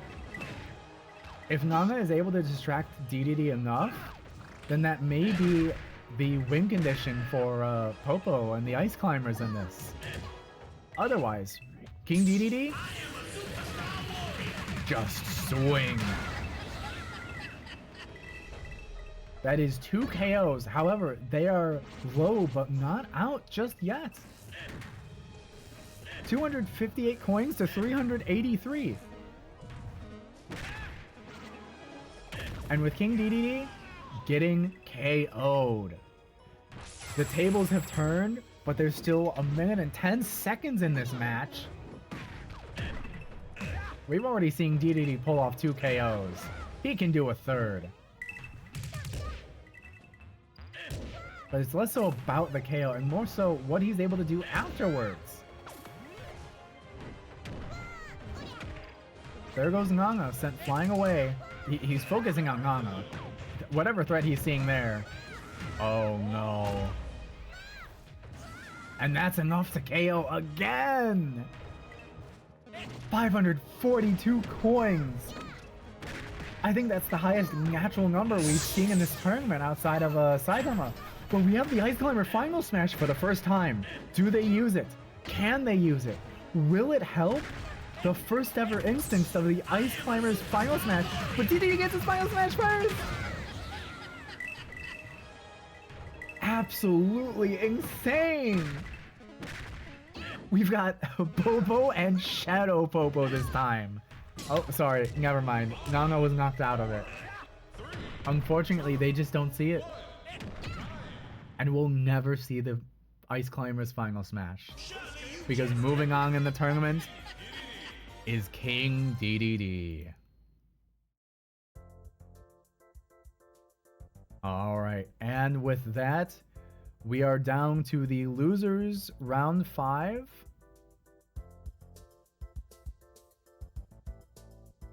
Yeah. We can do 2 more matches. And then we'll take an ad break. And we'll get into the end of the tournament. Whoops, I haven't even fucking...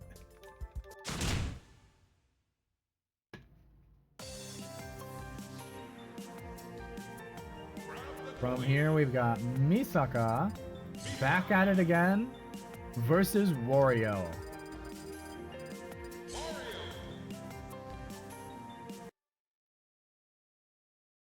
Diddy really did get the ring advantage, huh? You guys are right. I didn't even piece that one together. He was in the cage ring. 3, 2, 1. Alright. We're taking it to this fucking stage. So, right now, I would say, for the first time, Wario's at the disadvantage. That's not to say he's completely out of this. But he simply does not have too many versatile tools to really counter Misaka's insane moveset. Like, she has more stage control than a trapper.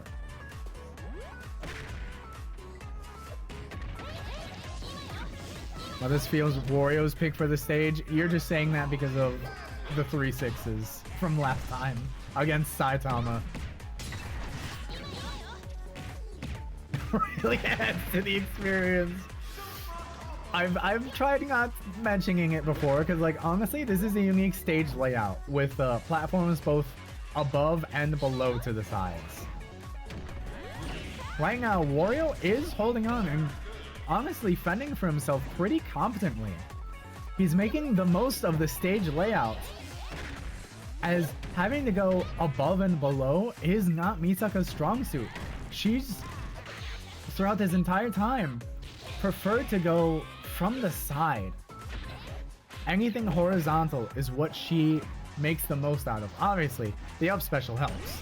The up special always helps. But she's having to go down through the platform. It's not always safe. And with the range of Wario's moves, who knows what could happen. A crazy wide stage, still letting Wario recover from that much of a distance.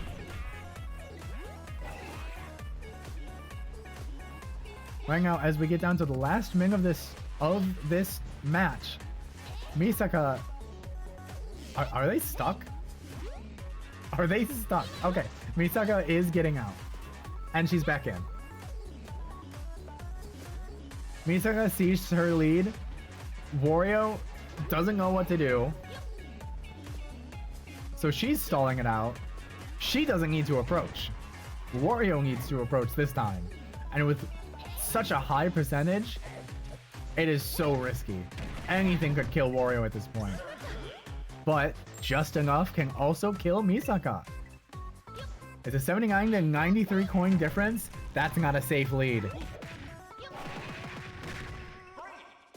Misaka, 20 seconds to pull this around. Or Wario can just drop off the stage. Wario can also just drop off the stage, you know? That's also fine, you know? Like I was saying. Last 7 seconds. Nobody's getting their final smash. 106. Wait. Wario's picking it back up. But he's not picking up enough. He wasn't able to pick up enough. As Misaka moves on.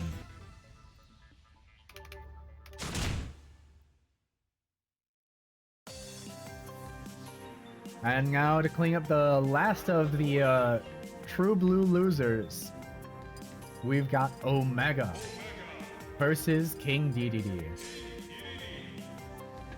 We've still got the semifinals to do in the winners bracket. And we're on a pretty wide stage here. Pretty interesting stage to take this to. It's gonna take a moment for the competitors to find each other, but King DDD is on the prowl. See, it would be different if they cared about picking it up, but also, I think that's half of the fun. Because then for the slower characters, like we saw with Kiryu Koko, small and heavy and slow, despite having absolutely overwhelming offensive capabilities, her actual coin capabilities were pretty small. As we saw, the only real reason she got as far as she did is just because she dealt so much damage. She could keep KOing most opponents and just got so much gold from her own attacks. And we're in a minute into this match, and it's just DDD playing tennis with Omega's body. We're dropping a few missiles, but DDD, it's not low enough. Omega's showing some of his own firearms in response. As DDD inhales it, he is in a staggering lead right now.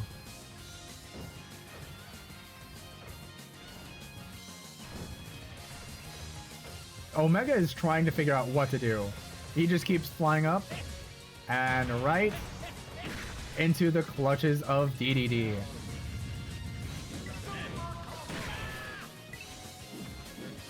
Right now, Omega's got to stay more center stage. I gotta be honest.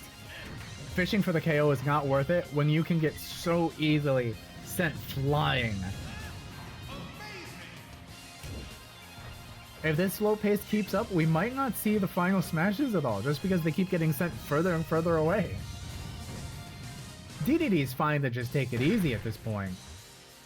But he didn't get here by taking it easy. He got here by getting blasted in the face. And blasting others in the face right back. Got a couple of missiles, they're blowing up on the platform. Right now, DDD... I don't think DDD can lose. I think even if Omega got the KO right now, picked up a bunch of coins by some miraculous chance, it's not happening. And instead, DDD solidifying that lead.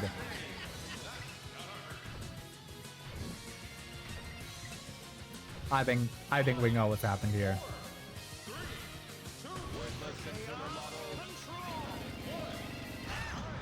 Just wasn't enough. Too little, too late. Alright, and with that we've got exhausted through all the losers bracket matches we can.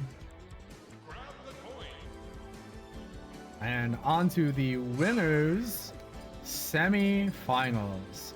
Bowser versus Peppino.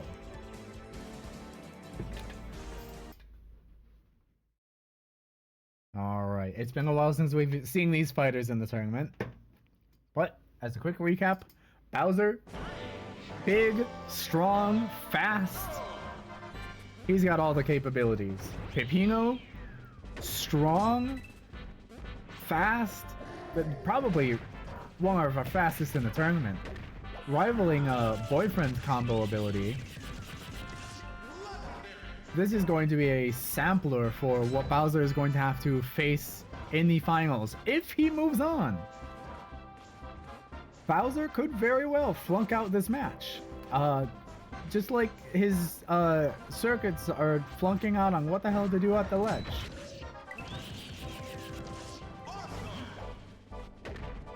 We could have a finals of entirely speedy characters if Bowser does not move on. Well, there's also King DDD, but there's no guarantees there just yet.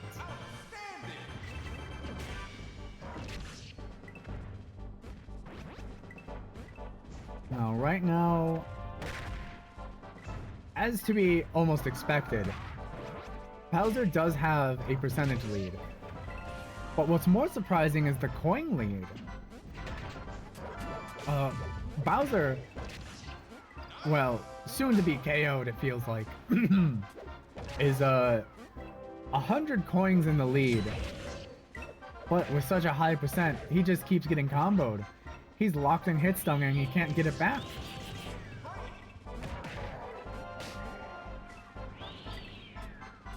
This is, to some extent, a bigger benefit to Bowser because he's just not losing those coins just yet. More opportunities to deal damage to Peppino. Get some momentum back in, but nope, Peppino's just retaliating with the classic pizza cutter. Match is now dreadfully even. It almost wasn't for a moment. And Peppino's finally found his footing. Peppino has finally found his footing with that quick wave dash to scoop up all of those coins. And the shotgun misses. And the shotgun misses. It's a complete waste. And now, even worse for Peppino, we have Giga Bowser on deck. When is he gonna pop it? Who knows? Ideally soon. Bowser? Hello? Bowser, what are you doing? Bowser, what are you doing? Okay, there it is. That was scary for the Bowser believers for a moment. But he's back. He's not back yet. He's back. It's so back. He's so back. He's so back.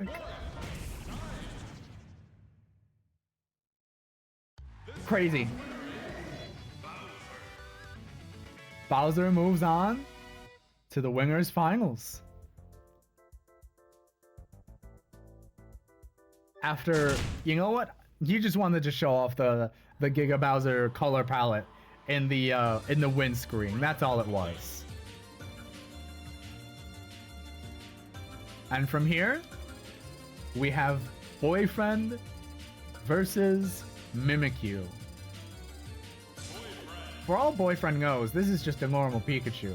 He's expecting some electrical attacks. He hasn't been paying attention to any of the other matches. He's just been like, oh yeah, it's my turn? Yeah, sure, let's fucking go. I'm ready to win. How many more of these fuckers do I need to fight until I win? And they're taking it to the Pokemon Stadium! Alright. Oh, I just noticed. From Mimikyu not flinching for a little bit, does it actually have super armor in place of Mimikyu's ability Disguise? Is that actually what has been getting Mimikyu so far in these matches? For being a lightweight, it is able to take so much early punishment and deal so much more damage back. And it's only taking us until Boyfriend to break the disguise. Boyfriend is finally retaliating and getting some momentum back. A real high-paced battle. But depending on which iteration of Boyfriend you're counting this as, he's done so much worse. He's done so much more. Right now we're at a 102 to 114 as Mimikyu keeps getting juggled. A blow for blow, but Boyfriend is the one coming out losing the exchange. Right now we're almost halfway through the match. Not a good look for Boyfriend if that's how he's gonna go out. As Mimikyu is KO'd off the top. And Boyfriend, does he pick up the coins? He picks up some of them. Not enough to put him in a drastic lead like he could with those coins on the top. And there it is. And that's what he needed.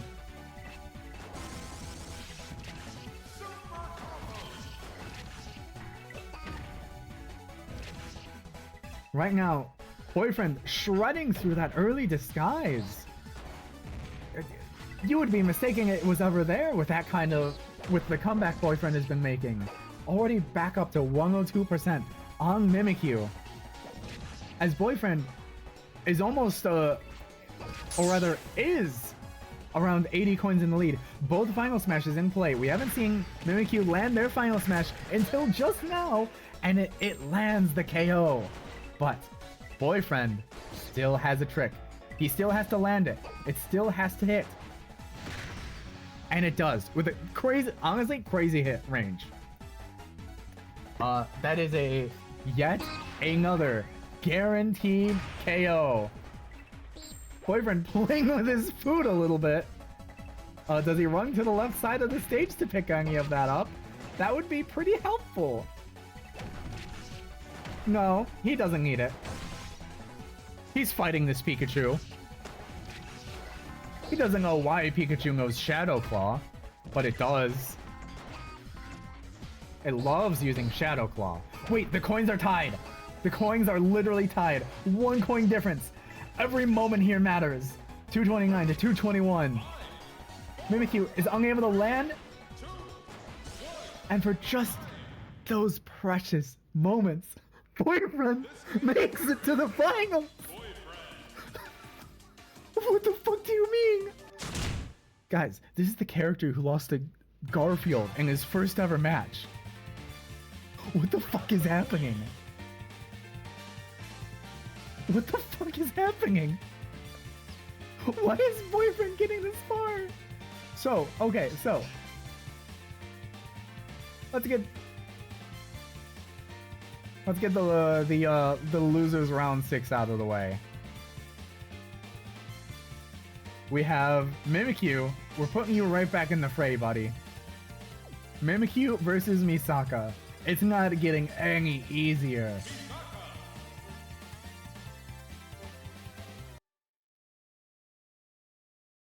It's not getting any easier for you, Mimikyu. But if you want a chance at revenge, this is what you gotta do.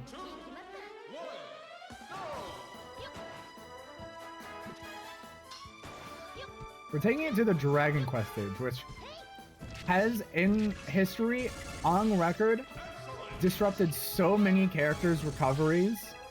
But because both of these characters have absolutely no problem getting back on stage, we won't see any of those shenanigans going on. Misaka, as to be expected, is able to shred through Mimikyu's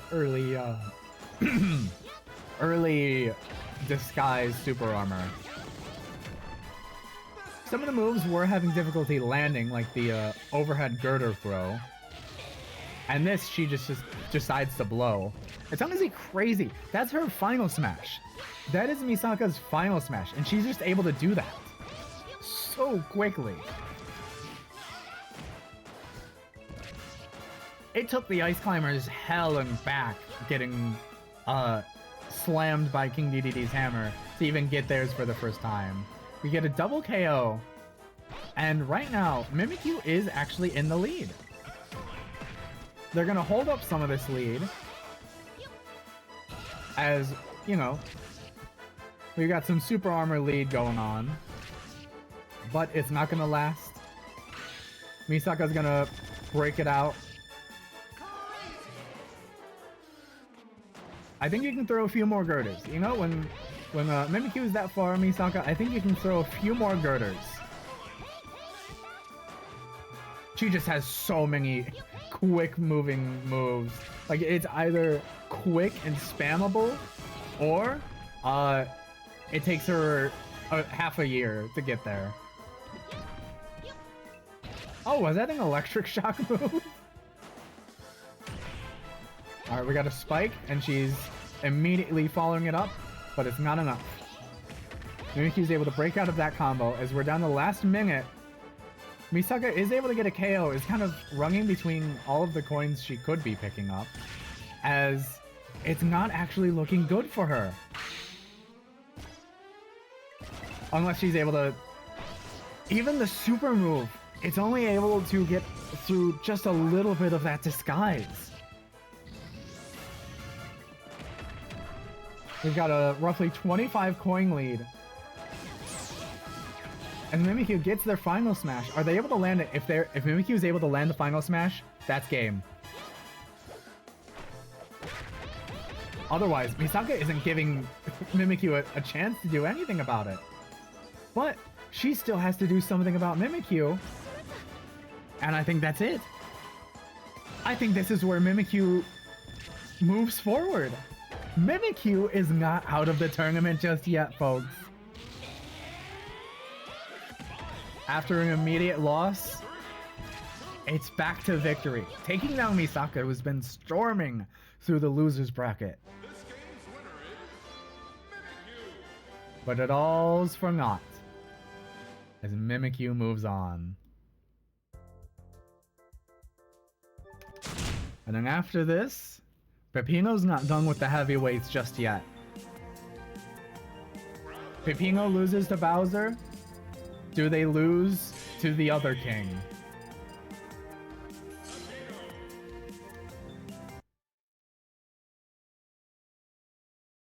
I just also want to point out, as a side note, it's really funny that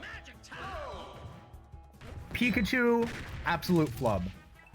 Shinx somehow did better. Mimikyu, that's the winner. That's the one who's making it forward. I think we had Charizard at some point. Immediate failure on both sides. It's gotta be Mimikyu. And right now with this match, Peppino's not doing half bad for himself. Because so many of King DDD's moves are much slower and take a bit more time to actually fully come out, Peppino's able to get a lot more headway in this match.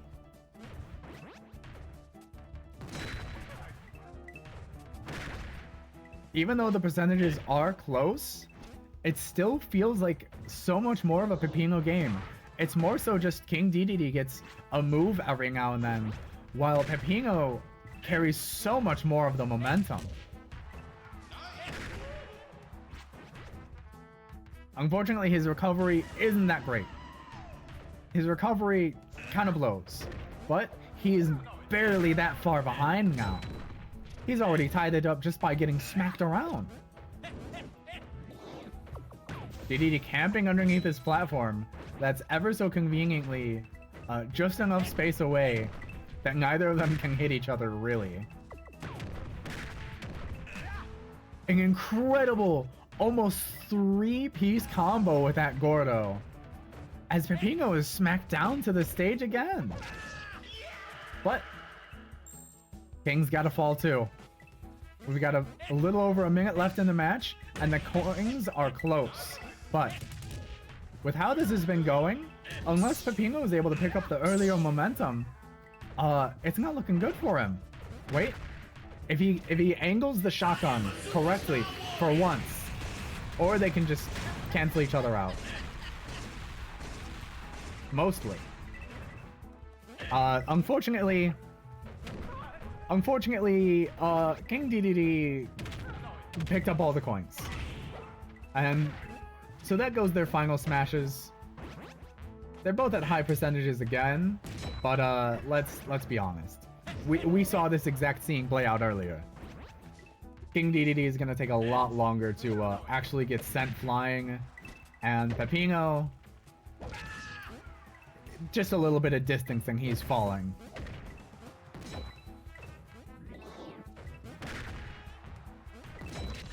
You know, I've only seen hints and whispers of it, but wait, no way. Is King DDD actually out of it? Just like that? One good move from Peppino. The entire tide of the match turned around, and he moves on. There's only room in this tournament for one king. All right, so let's hop to it.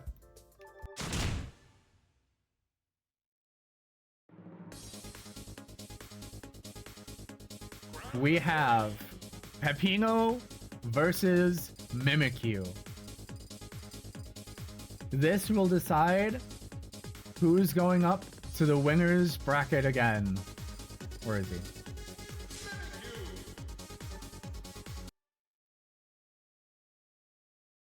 This will decide who will finally have a chance. We're taking it to a relatively a small stage here. The platforms will matter, but not enough to really make a difference for these both incredibly agile fighters. And while Mimikyu has super armor just at the beginning of every stock, that little armor move, okay, well maybe it doesn't have perfect super armor. Moving around in just a blink of an eye across this kind of stage is nothing for these fighters. They are struggling a little bit with range, mostly Mimikyu for the first time. But just being able to swipe in there, and with like frame 2, frame 3 moves, it is no problem. But Peppino can't recover. Peppino just cannot recover well enough.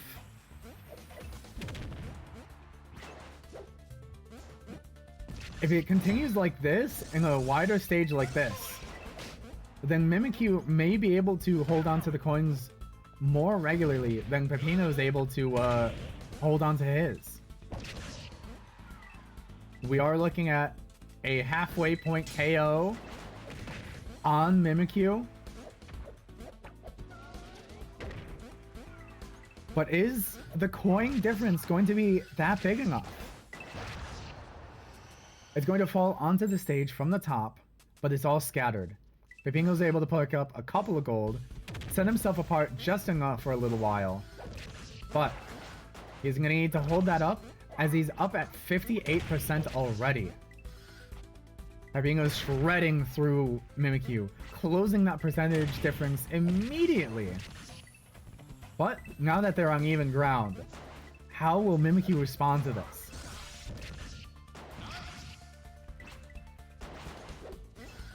Mimikyu is still playing this carefully as they both get their final smashes at the same time. Oh no. Mimikyu found the wrong timing as Pepino floats off the stage and actually dies for his final smash. With the wrong inputs, he just went backwards. Or rather forwards. He just floated off the stage. The coin counts are as close as can be. However, Mimikyu's high percentage is going to lead them to be sent further and further away from the stage, leaving Pepino to pick up most of the coins that are going to be left behind if Mimikyu does not pick up the momentum again. We're down to 168 to 159. Mimikyu spending all the time to recover. 2, 1, time. And with just a 4 coin difference, Pepino brings it back around.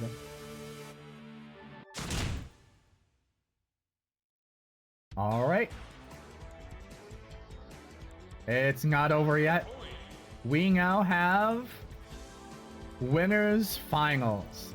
We have Bowser, the Tyrant King of Koopas, shredding through this entire tournament series, versus Boyfriend with 1 loss to his name. And since then, it's only been up.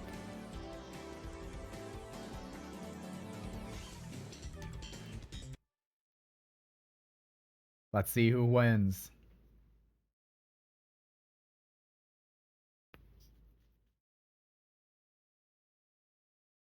Three, two, one, go! Oops, that's not right. There we go.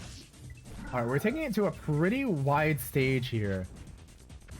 Now, what is going to come into play is the fact that while Bowser has a pretty strong recovery, Boyfriend does not. It's okay at best. So with a wider stage like this, it is going to matter if the characters are able to get a proper KO, or if it's just going to come down to them falling off of the stage. Bowser is going to make it back every time.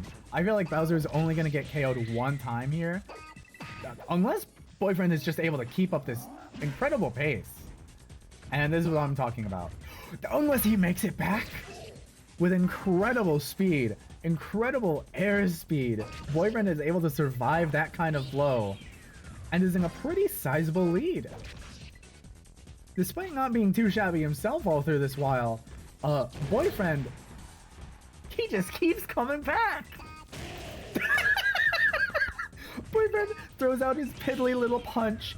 Bowser, meanwhile, charging up his giant punch, swinging forward.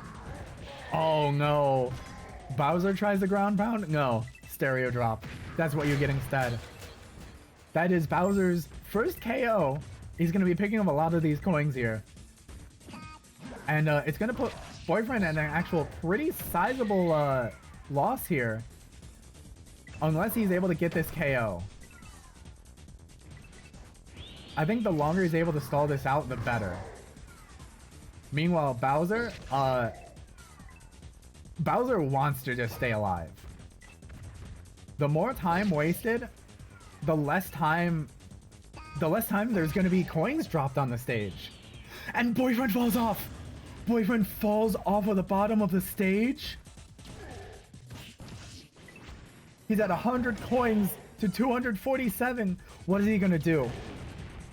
Bowser is dominating at 241%. He is hanging on like nobody else. He is not the tenacious villain, one of the most tenacious villains of all time for nothing. But even he falls sometimes. Boyfriend, you gotta scoop up these coins, and he doesn't. Both final smashes are in play.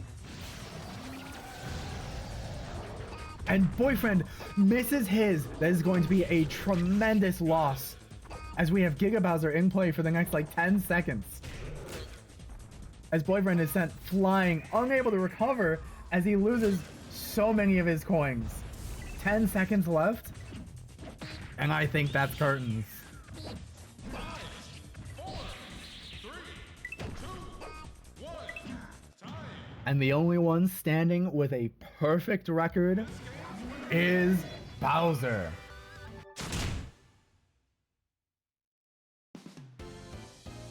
All right. We're on to a special part of this tournament now, as we go on to Losers Finals. Is that showing yet? There. Now, Losers Finals, Boyfriend, get right back in the action. You've got another indie star to face off again. So, from here on, it will be a best 2 out of 3.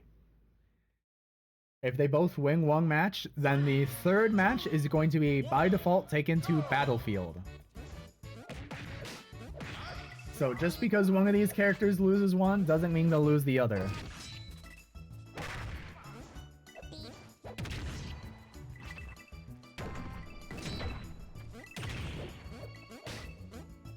Who wins?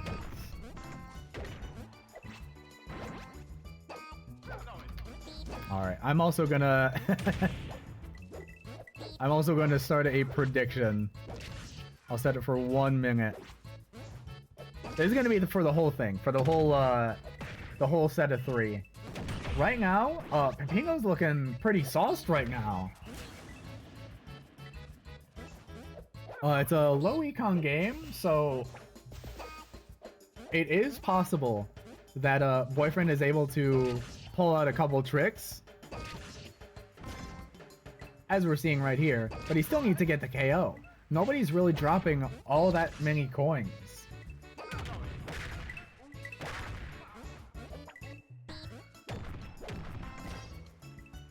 We've got some good combos from Boyfriend, but again, he's going to need more than that to win this match.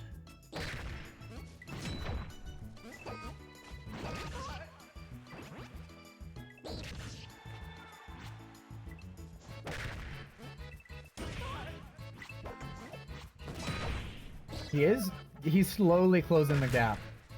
But this just may be a Pepino sweep here. Halfway through the match. Boyfriend has taken the lead, but also taking significant damage in the process. We got 1 KO. It's Pepino first.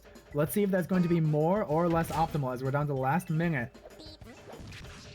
With a 100 coin difference, Boyfriend needs to hold on to these. And he's not going to. Instead, it's all going to drop onto the stage. And how much does he pick up? Some of it. They're staying on the left side of the stage, away from all of the coins. And they've all faded out. Boyfriend parries the shotgun blast. Okay. Does he land his final smash? Of course he does. Of course Boyfriend does. What else are we expecting?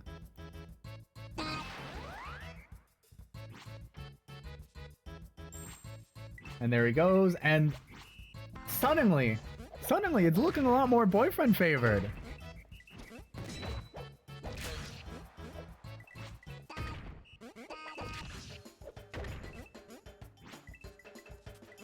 Suddenly, the match is completely turned around. It's all part of the rule set.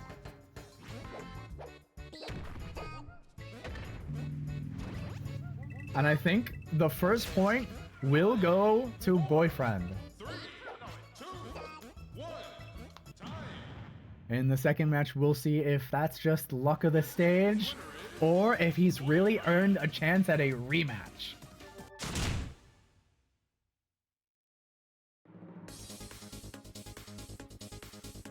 Miku Beam, I suppose so. Honestly, I wish I could ask what the hell the idea was with that final smash. Why does Boyfriend have to leap outside of the stratosphere of planet Earth? Like, you have to intentionally do that. Like, sure, the rainbow is a little bit, it's just the 4 notes, the 4 note colors. But, they still had to draw the entire planet. Or at least, like, take a decent JPEG of it and downscale it. Make it sizable for, CMC. Good old stereo drop. We love to see a good stereo drop. He's been landing so many of those this tournament. In the past, he was having a lot more difficulty, but he's kind of upped his game. And that is an early KO in the first minute. Not too many coins dropping from Pepino, but that will help Boyfriend later on to secure any future KOs in this match. He loves those upward combos, and with a smaller blast zone on this stage, it's working to his benefit. And it's also working to Pepino's benefit as well, as a KO off the side closes in the gap. Pepino, you need to throw more of those punches out.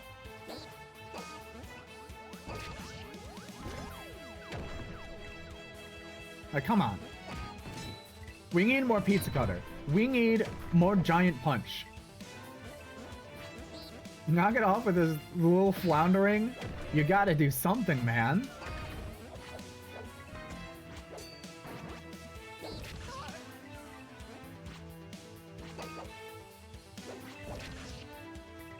It's not looking good for the Pepino believers. Right now, Boyfriend... Unless they both fall off the side? Actually, that's significantly worse for Pepino. Boyfriend got all of that. Final smashes are back on board, and Boyfriend blows his, kind of dances around the shotgun. He doesn't care. This guy doesn't fucking care. He sees someone shooting a shotgun, he's like, whatever. I've played Spelunky before. I know what to do. I think the run-up, jump, down air with the down arrow is so fucked up because it just immediately plants the opponent. Like, you could just taunt during that period as him. You could just do whatever. And they're just stuck for a moment. 4, 3, 2, All right. Okay.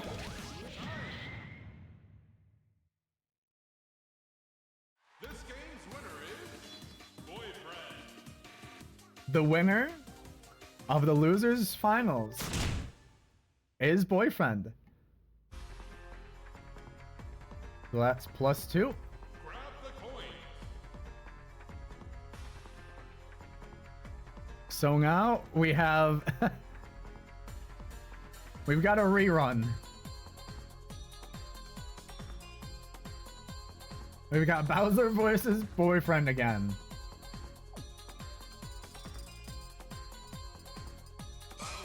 I've had enough of you, you big fucking turtle.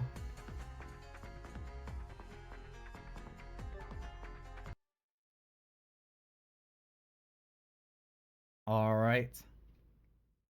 3, 2, We're taking it to another wide stage here.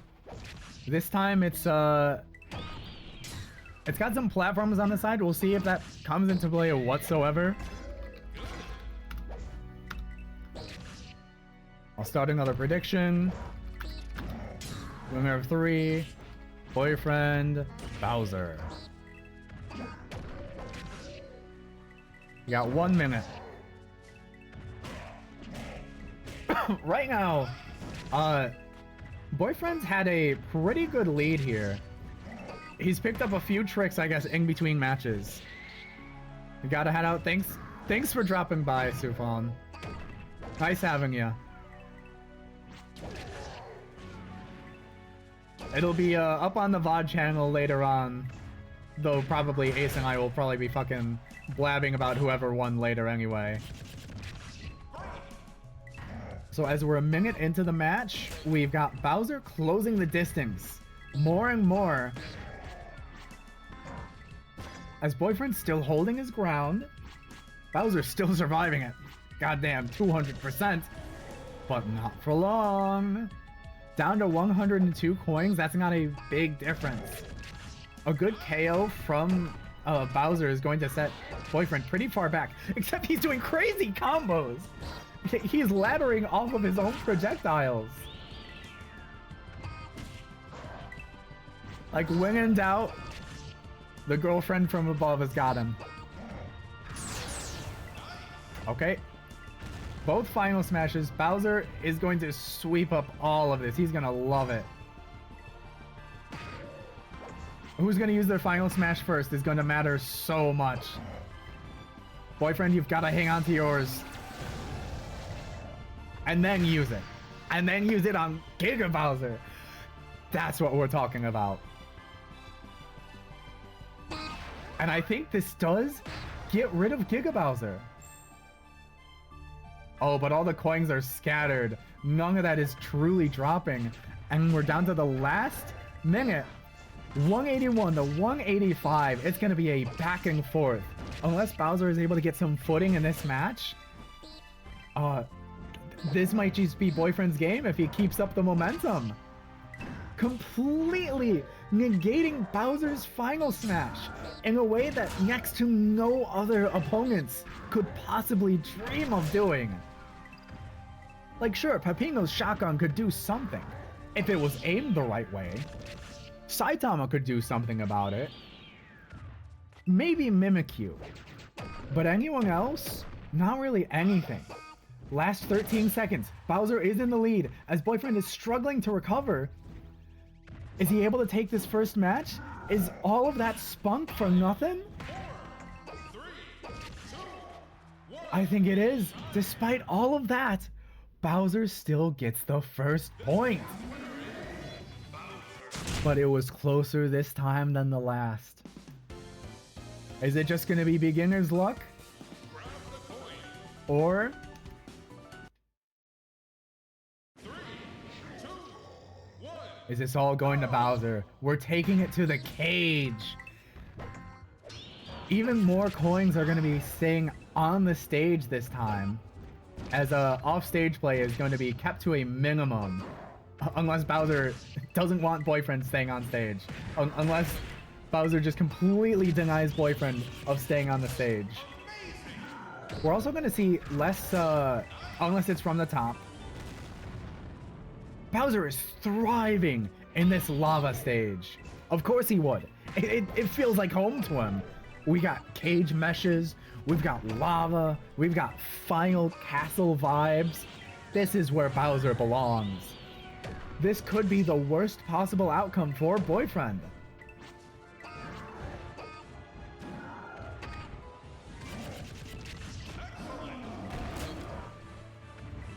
And right now, over 100 coin difference. Depending on how Boyfriend gets the KO is going to mean everything in this match.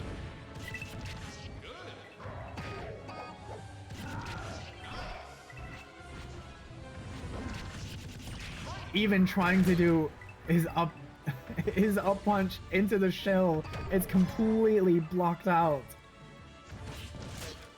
Boyfriend is doing his best, but at an even percent in against Bowser, it means nothing. That means you're in worse condition if you're even percent. He just keeps landing all of these blows, and Bowser is still hanging on this entire time.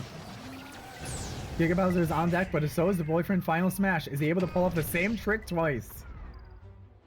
Is he able to pull off the same trick twice? He does. The perfect counter to the unstoppable final smash that has shredded through this entire tournament thus far. Oh no! Boyfriend, what are you doing? He just blew away all those coins. By sending Bowser flying like that, he's just eliminated all of those coins from play. It'll take a miracle if Boyfriend wants to do anything against this absolute powerhouse. He is up 238 to 326. but he can't hold on to it. He can't do anything here.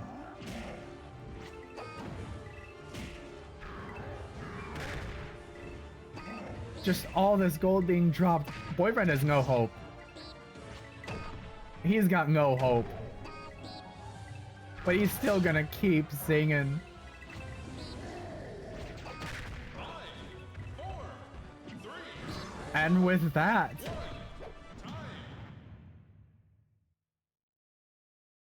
This game Bowser wins 2-0 again.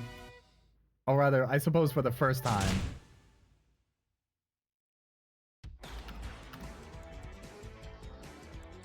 grab the coin. Alright, well, nobody got in on that one. So, what is this now?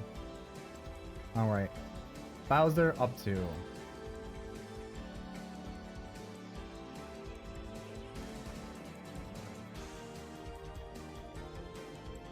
That's it. Wait. Why is there grand sets too? Hold on.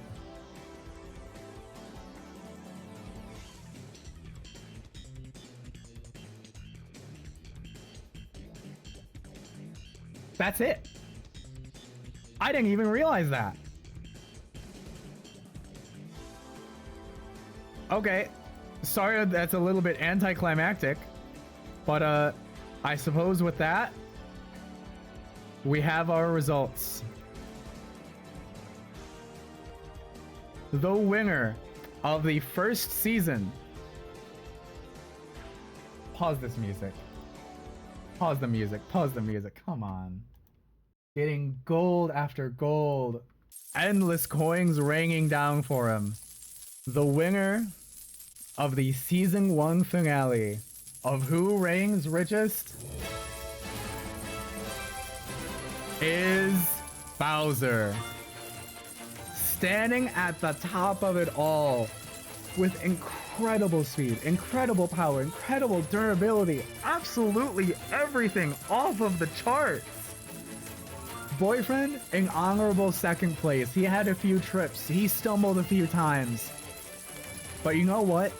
Sometimes you can't beat the classics. Pepino, he was also here. Pepino also did fantastic. Pepino had everything these other two had, just not enough. He didn't have that one trick that set him apart. And really, that's gonna be what's gonna cost him here. I want to take looking at this really, really shitty GIF.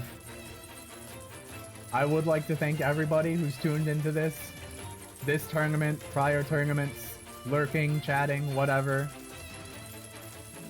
I also want to throw a bonus shout out to Alpha Red, who was kind of low-key the inspiration for this.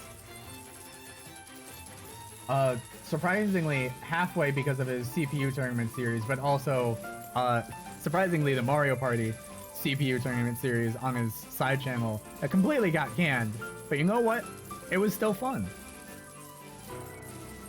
I also, Badoy, thanking everybody who does mods for Super Smash Bros. Crusade and CMC Plus and everything in between for even making something like this a reality. Like, what kind of fucking screen is this? This is so stupid. This is awesome. All the characters that we saw, everything that I had to commentate over. Absolutely wonderful experience. I had another one on the... See, I was thinking before stream, oh, I should make a list of the people I want to thank. No, I think that's about it. I was expecting a dragon to win this tournament. I just didn't expect it to be the Dragon Turtle.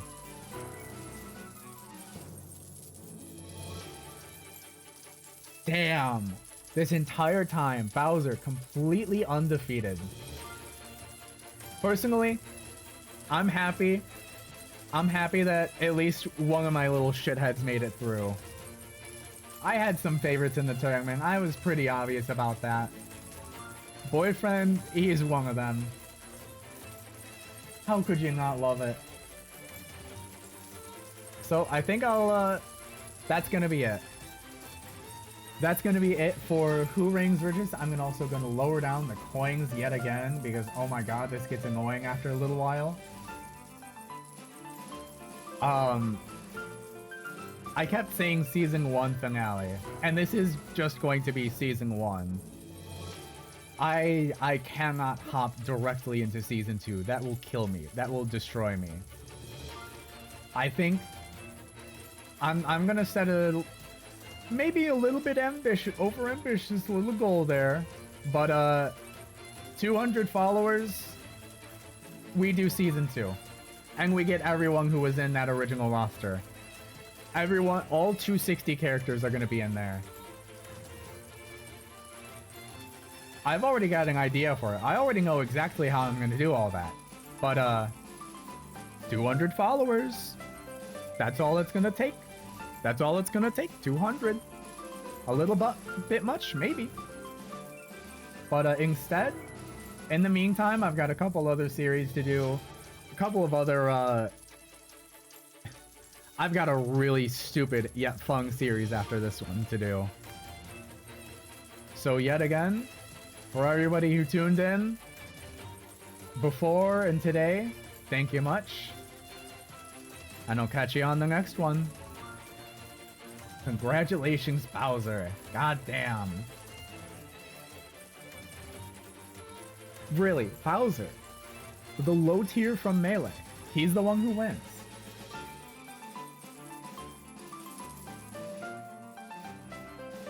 Crazy.